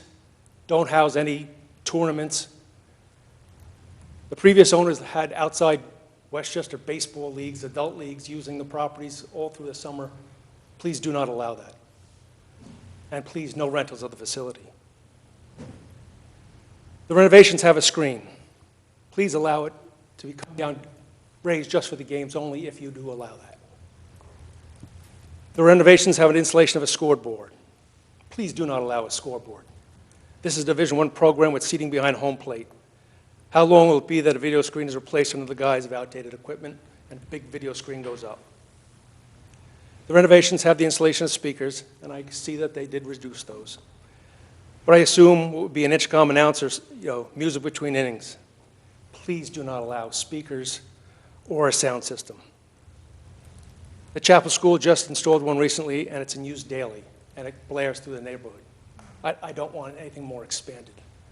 We also have the Cottle School, theirs, for their, so a third system, please. And I beg you, please listen to us. Maybe just install a small scoreboard in that bleacher system, or develop an app or something right there. Baseball is not a hard game to follow. The renovations have installation of lights. Please do not allow any additional lighting. I don't want glow or lighting. I understand they're looking at the ones on the Mount Athletic Center, but please, I don't want any more lighting and glows. Please limit the amount of vehicles that enter the parking area. No loud noises, no cars blaring music, no cars with modified mufflers or idling engines. I see that they're putting the buses now on the cross street, so if we had some place that we can enforce that, that would be good. Tailgating. Please provide inside space for the umpires, players to gather. No changing in the parking lot. The umpires like to do that.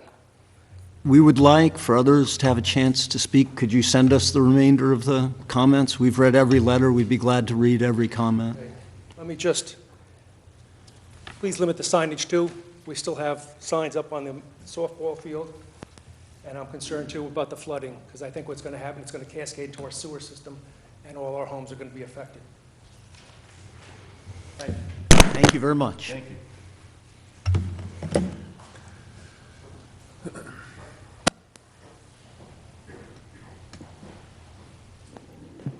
Can you hear me? Just fine, thank you. My name is Carolyn Moriarty. I reside at 44 Edgewood Lane. We've lived in the neighborhood for 30 years. My husband, Don, is here tonight. But I'm here both as a concerned homeowner and as a member of the Concordia Conservatory Board of Directors. I'm confining myself to one issue, which I think we've not talked enough about tonight, and that is noise. I think that is one of our primary concerns as neighbors. I'm curious why no acoustic study has been done as part of this project. Seems to have been a lot of emphasis on visuals, but I haven't heard anything about acoustic studies. I think at minimum we would require an acoustic study to go forward with this project. Absent such an analysis, I consulted a report from Cerami & Associates, which is a premier acoustic design analytics company based here in New York. Cerami & Associates had determined that 3 decibels above ambient noise can be disturbing to humans, 3 decibels above. 7 decibels is considered the high end of human conversation. The average decibel level at a college baseball game is, you ready? 91.7 decibels. Let me repeat that in case anybody missed it. 91.7 decibels. I think we all understand that's unacceptable. In fact, the National Institute of Health determined that this high a level is high enough to potentially cause hearing damage or tinnitus. And that doesn't even begin to address construction noise. So I beseech you, Board, look very carefully at Ordinance 21-7, loud and unusual noises prohibited in the village. Weekend noise, I agree, no games on the weekend. And Ordinance 210-8, which specifies amplification is prohibited. Thank you. Thank you.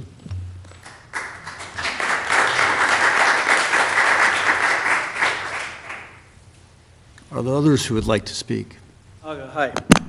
My name is Mike Connaughton. I live at 39 Woodland. I've been in the village for 25 years, and 8 of those years I lived at 1 Middleton Place, which is right behind the softball field in the Crawford Saddle. So I have firsthand experience of the flooding that occurs down there. And frankly, I wonder if the board has had that experience, has gone down there to research that, to see it firsthand. It's pretty horrible. So if you haven't seen it, you should before you make any of these decisions. I would also wonder why this has come this far. Like, why are we even here talking about this? You know that problem's been there, the drainage problem has been there for years. Bill sounds like a pretty articulate, smart guy. Why are we even considering further development when the development that they did with the soccer field has only contributed to the problem more? And that hasn't been corrected. So this is my first board meeting, so forgive me if I'm being naive here, but I'm thinking to myself, how naive can we be to think that this development won't contribute more to the problem that's down there when clearly what has happened so far continues to contribute to the problem. I can't reconcile in my head the difference between Bill's take on the drainage and the studies that you've done. How do we reconcile that? How do we reconcile the parking analysis that's been done? I live at Woodland, and I've seen increased parking since Iona's showed up.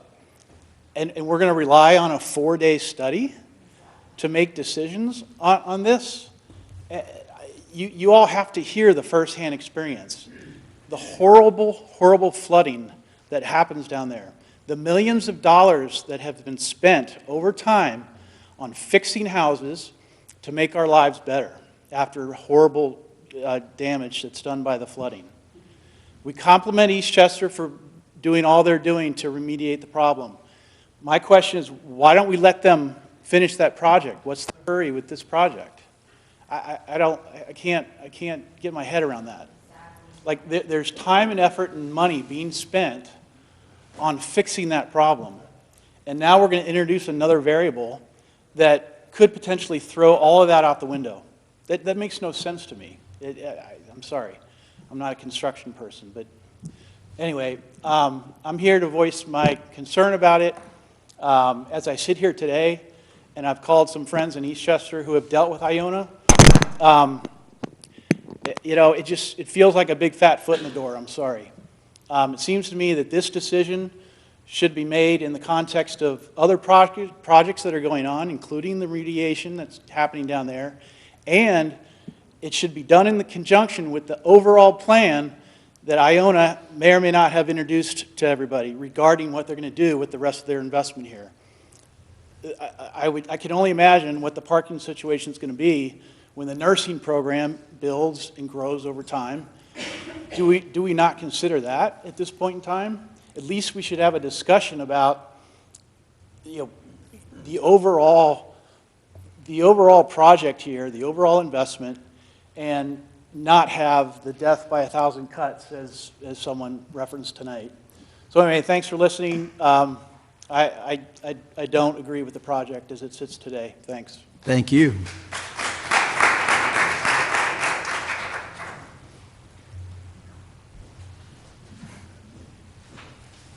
Hi, My name is Ryan Mott. I live at 7 White Plains Road in Bronxville. I've lived here for 3 years. I have 3 kids, ages 3, 6, and 7, and we are regulars at the Concordia Conservatory. I'm there 5 times a week, violin lessons, cello lessons, early childhood education lessons. And one of the joys of going there is the availability of parking right next to Concordia Conservatory. I pull up, my 6-year-old with his large unwieldy cello goes out, and he just enters the building.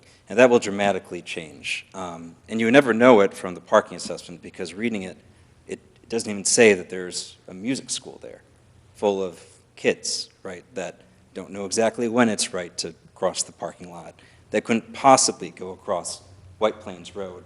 I know that there's a crossing there. I know that there's a light. It is an unsafe street. I live on it. I live on White Plains Road. I know the neighbors to the left and right of me.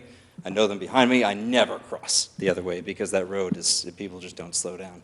So I really think this needs, a lot more attention needs to be focused on the parking situation and thinking about the specific needs of Concordia Conservatory. It's just not as simple as counting cars.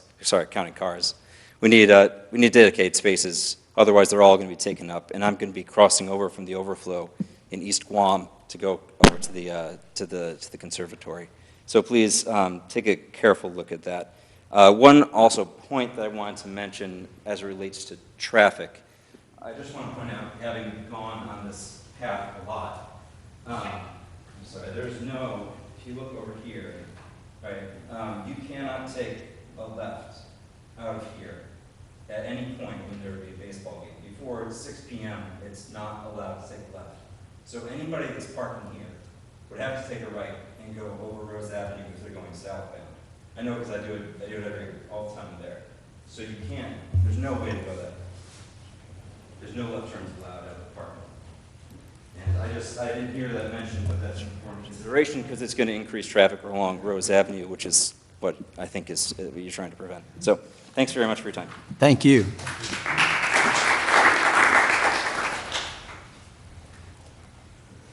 If you have a copy, sure. It's great. Thank you.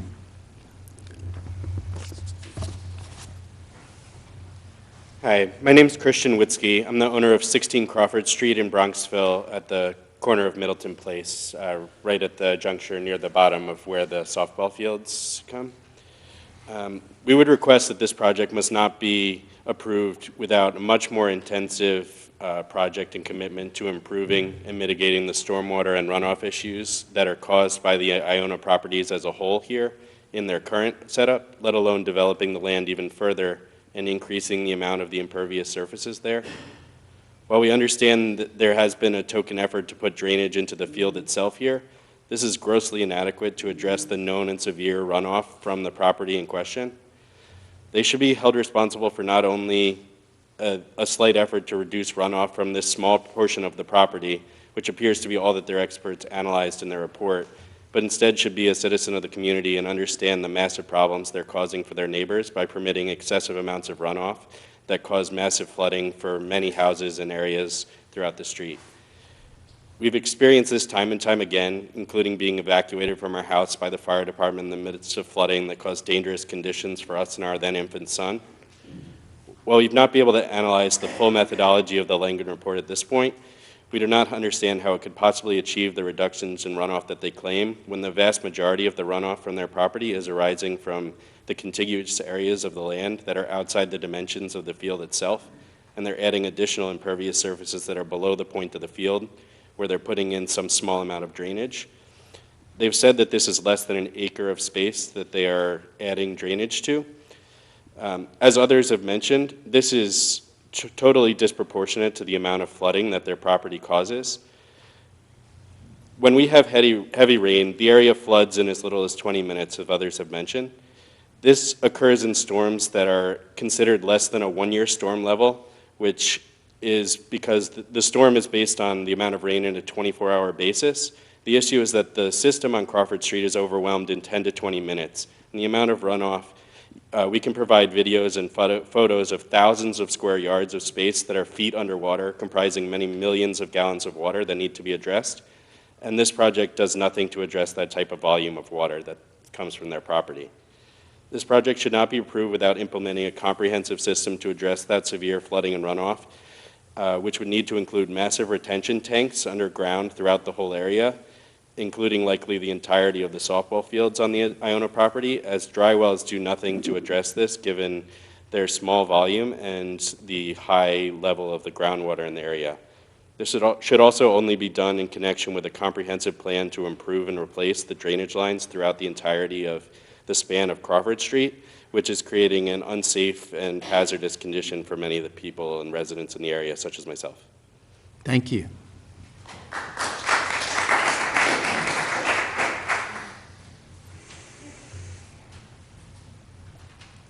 Thank you for your time. I know it's getting late, and I might be in the unenviable position of being last up. So I agree with everything. Sorry, your name? My name is Erin Seufert. I live at 29 Elm Lane, and I'm here as my family's been in Bronxville for 40 years.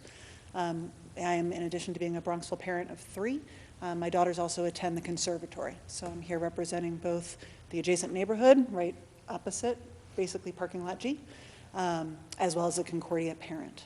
And I agree with everything that's been said here by our neighbors. So instead of repeating those, if I can, let me just respond with a few comments directly based on what Iona said today as specifics that I would ask that you keep in mind regarding lighting, parking and traffic, and noise. From lighting, I appreciate that there's no new stadium lighting that's been discussed, but the proposed parking light changes could negatively impact Concordia Conservatory. The scoreboard, as described here, even if you look at the picture, it physically blocked part of the conservatory, which means no light can get in. They're actually teaching classes there with kids, including my own, who are studying voice and saxophone. I think that taking a look at the light impacts there are very real.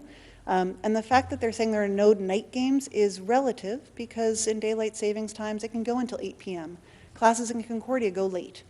So I would ask that they really take a look at what that means with the lighting, because I think saying there's no new stadium lighting is a little disingenuous for what the impact could be. When you think about parking, first, I think that they should evaluate, as somebody did mention, when the Chapel School releases and it's game day for traffic to and from 22, anybody who lives there will tell you that the traffic backs up. It just does because the Chapel School is there. So I would take a look at that. And also 50% of the parking study days were done during spring break in Bronxville. Take a look at the dates. Bronxville empties out. Chapel wasn't there. Concordia wasn't there. So I think that that has to be reevaluated, and also that people wouldn't have been at max tennis. Also, when you're taking a look at parking and traffic, if you go from where it says facility parking and you cut, many people cut through the Chapel driveway, come out onto North. When you come out onto North, you can only take a right, which means you're going to take a double hit, as Ryan said, not only on Rose, but also on 22 and North, which is already really narrow and is the major conduit that parents use to get their kids to Cottle and over to the Bronxville Village. So it's not just, as described here in the faculty parking in 22 on White Plains Road, it's that cut through on Chapel that I think they also need to take a look at. Finally, I agree with you completely to the chair. Thank you for recognizing the need for the audio study. I can already from my lawn hear everything that's going on at Chapel and everything that's going on at Cottle because sound carries. And I don't think that even them moving the sound within the ball field, if you're at the conservatory and you're trying to study voice and saxophone, how are you going to do that when somebody's talking about somebody crossing second base? It's just a reality that if there's going to be, and they're saying there are no night games, great. How about in the afternoon when classes are in session? So I would ask when all of you go home and you're at your lawn or you're just walking outside, how you would feel if you have to hear a baseball game going on when all you really want to do is conduct your life. That what we have heard here tonight doesn't mitigate any of that.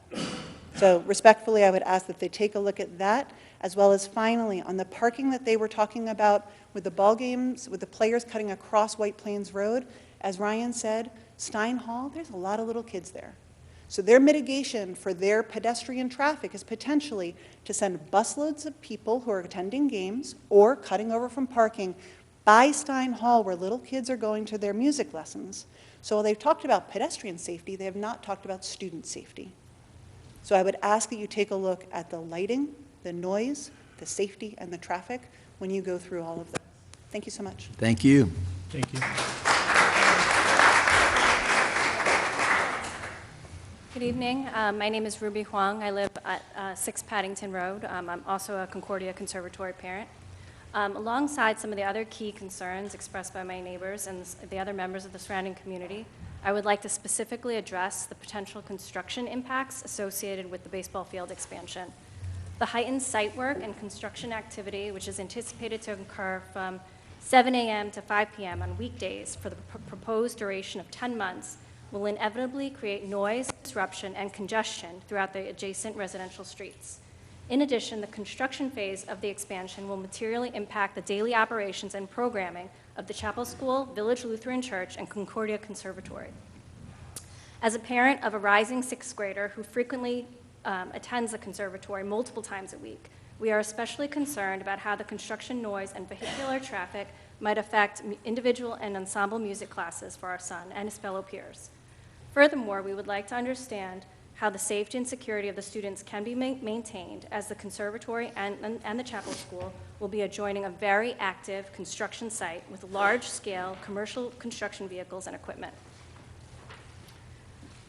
For the Village of Bronxville Planning Board to adequately deliberate the proposed development project, Iona needs to provide further clarification and analysis on the following construction phase items: timeline and duration, with clarity on critical path dates, including demolition of existing conditions, site preparation, excavation, any structural work and landscaping, staging and logistics, construction vehicle egress, parking area F, a potential excavation for a retaining wall and lighting installation, and temporary construction staging areas, such as trailers, on-site field office, toilets, materials. Site security, construction noise impacts, construction debris and trash, and then also coordination and a designated liaison during construction. Ultimately, effective planning for the proposed baseball field expansion hinges on a thorough and thoughtful consideration for the safety, accessibility, and quality of life for the surrounding neighbors and institutions. Thank you. Thank you. Thank you. Thank you very much. Oh, great. Yep, got it.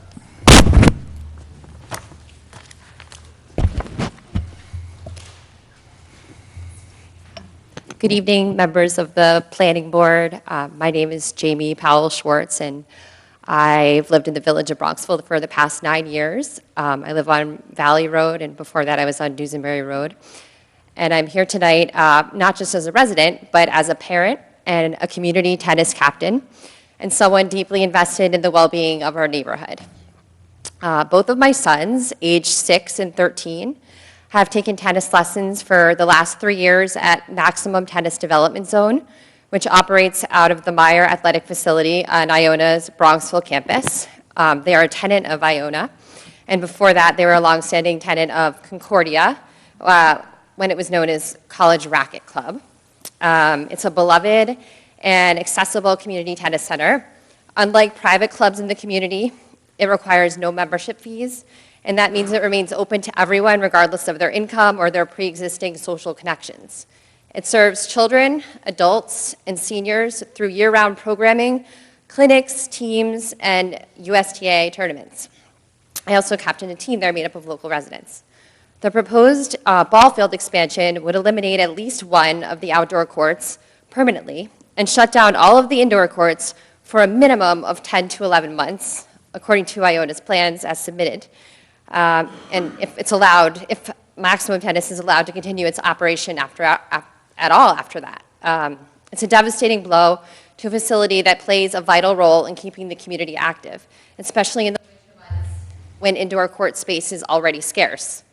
There's no comparable facility in our village that offers what Maximum Tennis does without significant cost barriers. In addition to the other concerns raised by our neighbors related to noise and drainage, I also want to speak to safety concerns around increased traffic that ball games would bring, as well as construction. In October 2024, my 13-year-old son Julian and our nanny were in a serious car accident at the corner of Tanglewild and White Plains Road. On their way to the Meyer Athletic Center, while turning onto White Plains Road, a truck ran a red light on White Plains Road as our nanny was turning, and our car sustained over $30,000 in damage. And Thankfully, no one was seriously hurt, but the traffic in that area is already hazardous and poorly managed, and this project would only add to that risk. So I would urge a traffic study to be undertaken and evaluated. This field may support Iona's Division I ambitions, but it comes at too great a cost to Bronxville in terms of safety, green space, and equitable access to recreation. And I respectfully urge the board to withhold approval unless and until these impacts are responsibly addressed. Thank you for your time. Thank you. Thank you.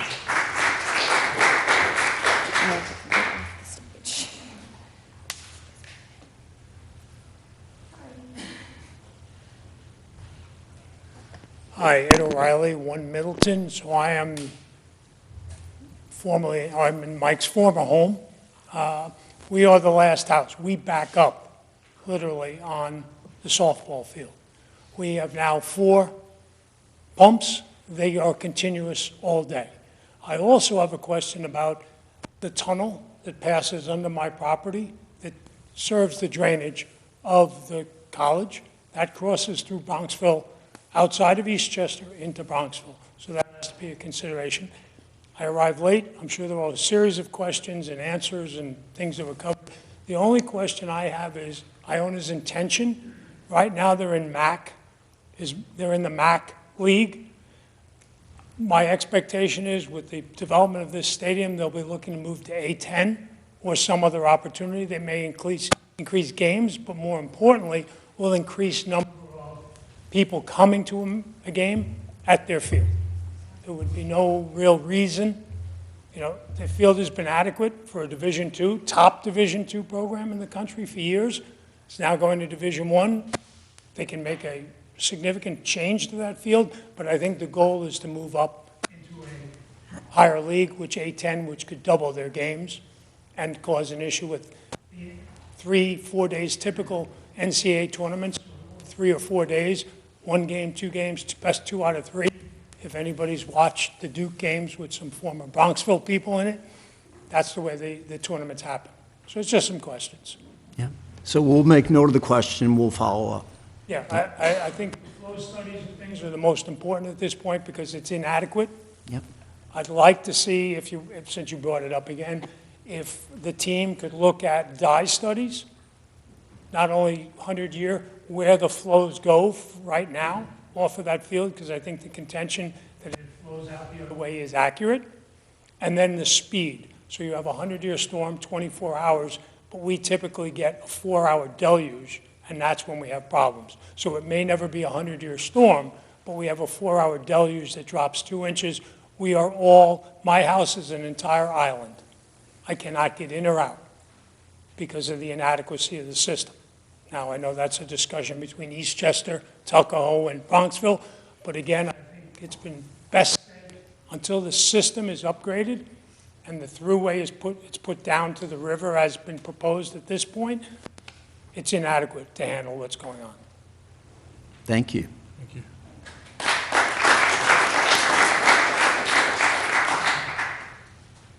Good evening. My name is George Eunice.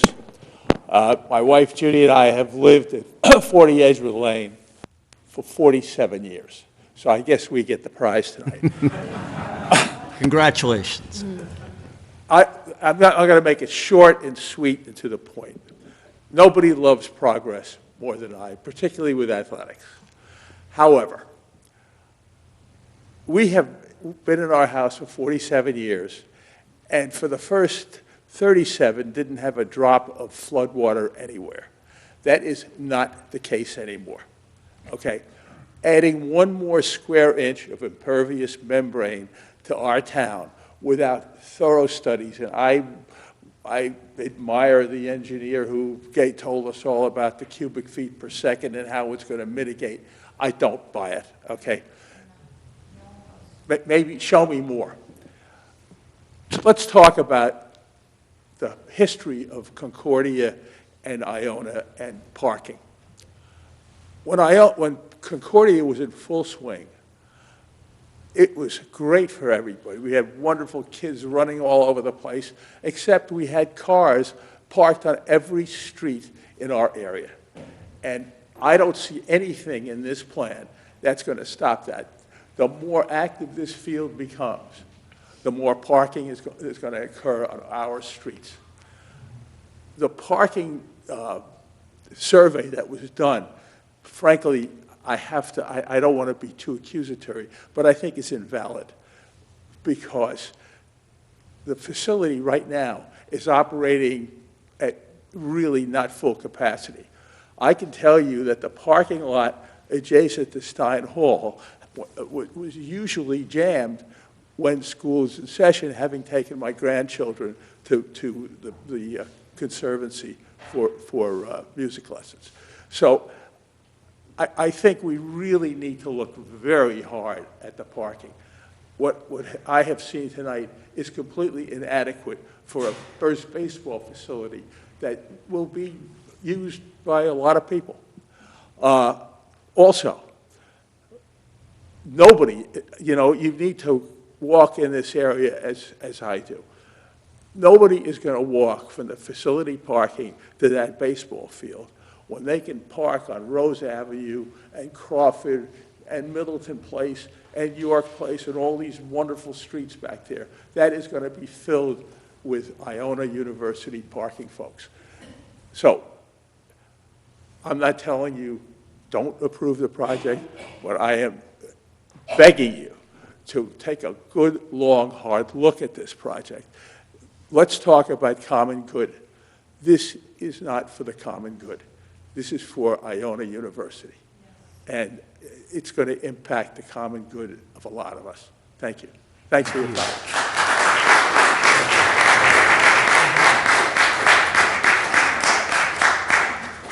Is there anyone else from the public who would like to speak? If not, we will not close the public meeting. I'm looking at our counsel here. We will adjourn the public meeting. There will be future opportunities at future meetings regarding this project to continue to get input from the public, which we value. And so I'm looking for a motion, I think, to adjourn the public meeting, if someone would like to make that motion. So move. Do we have a second? Second. All in favor? Aye.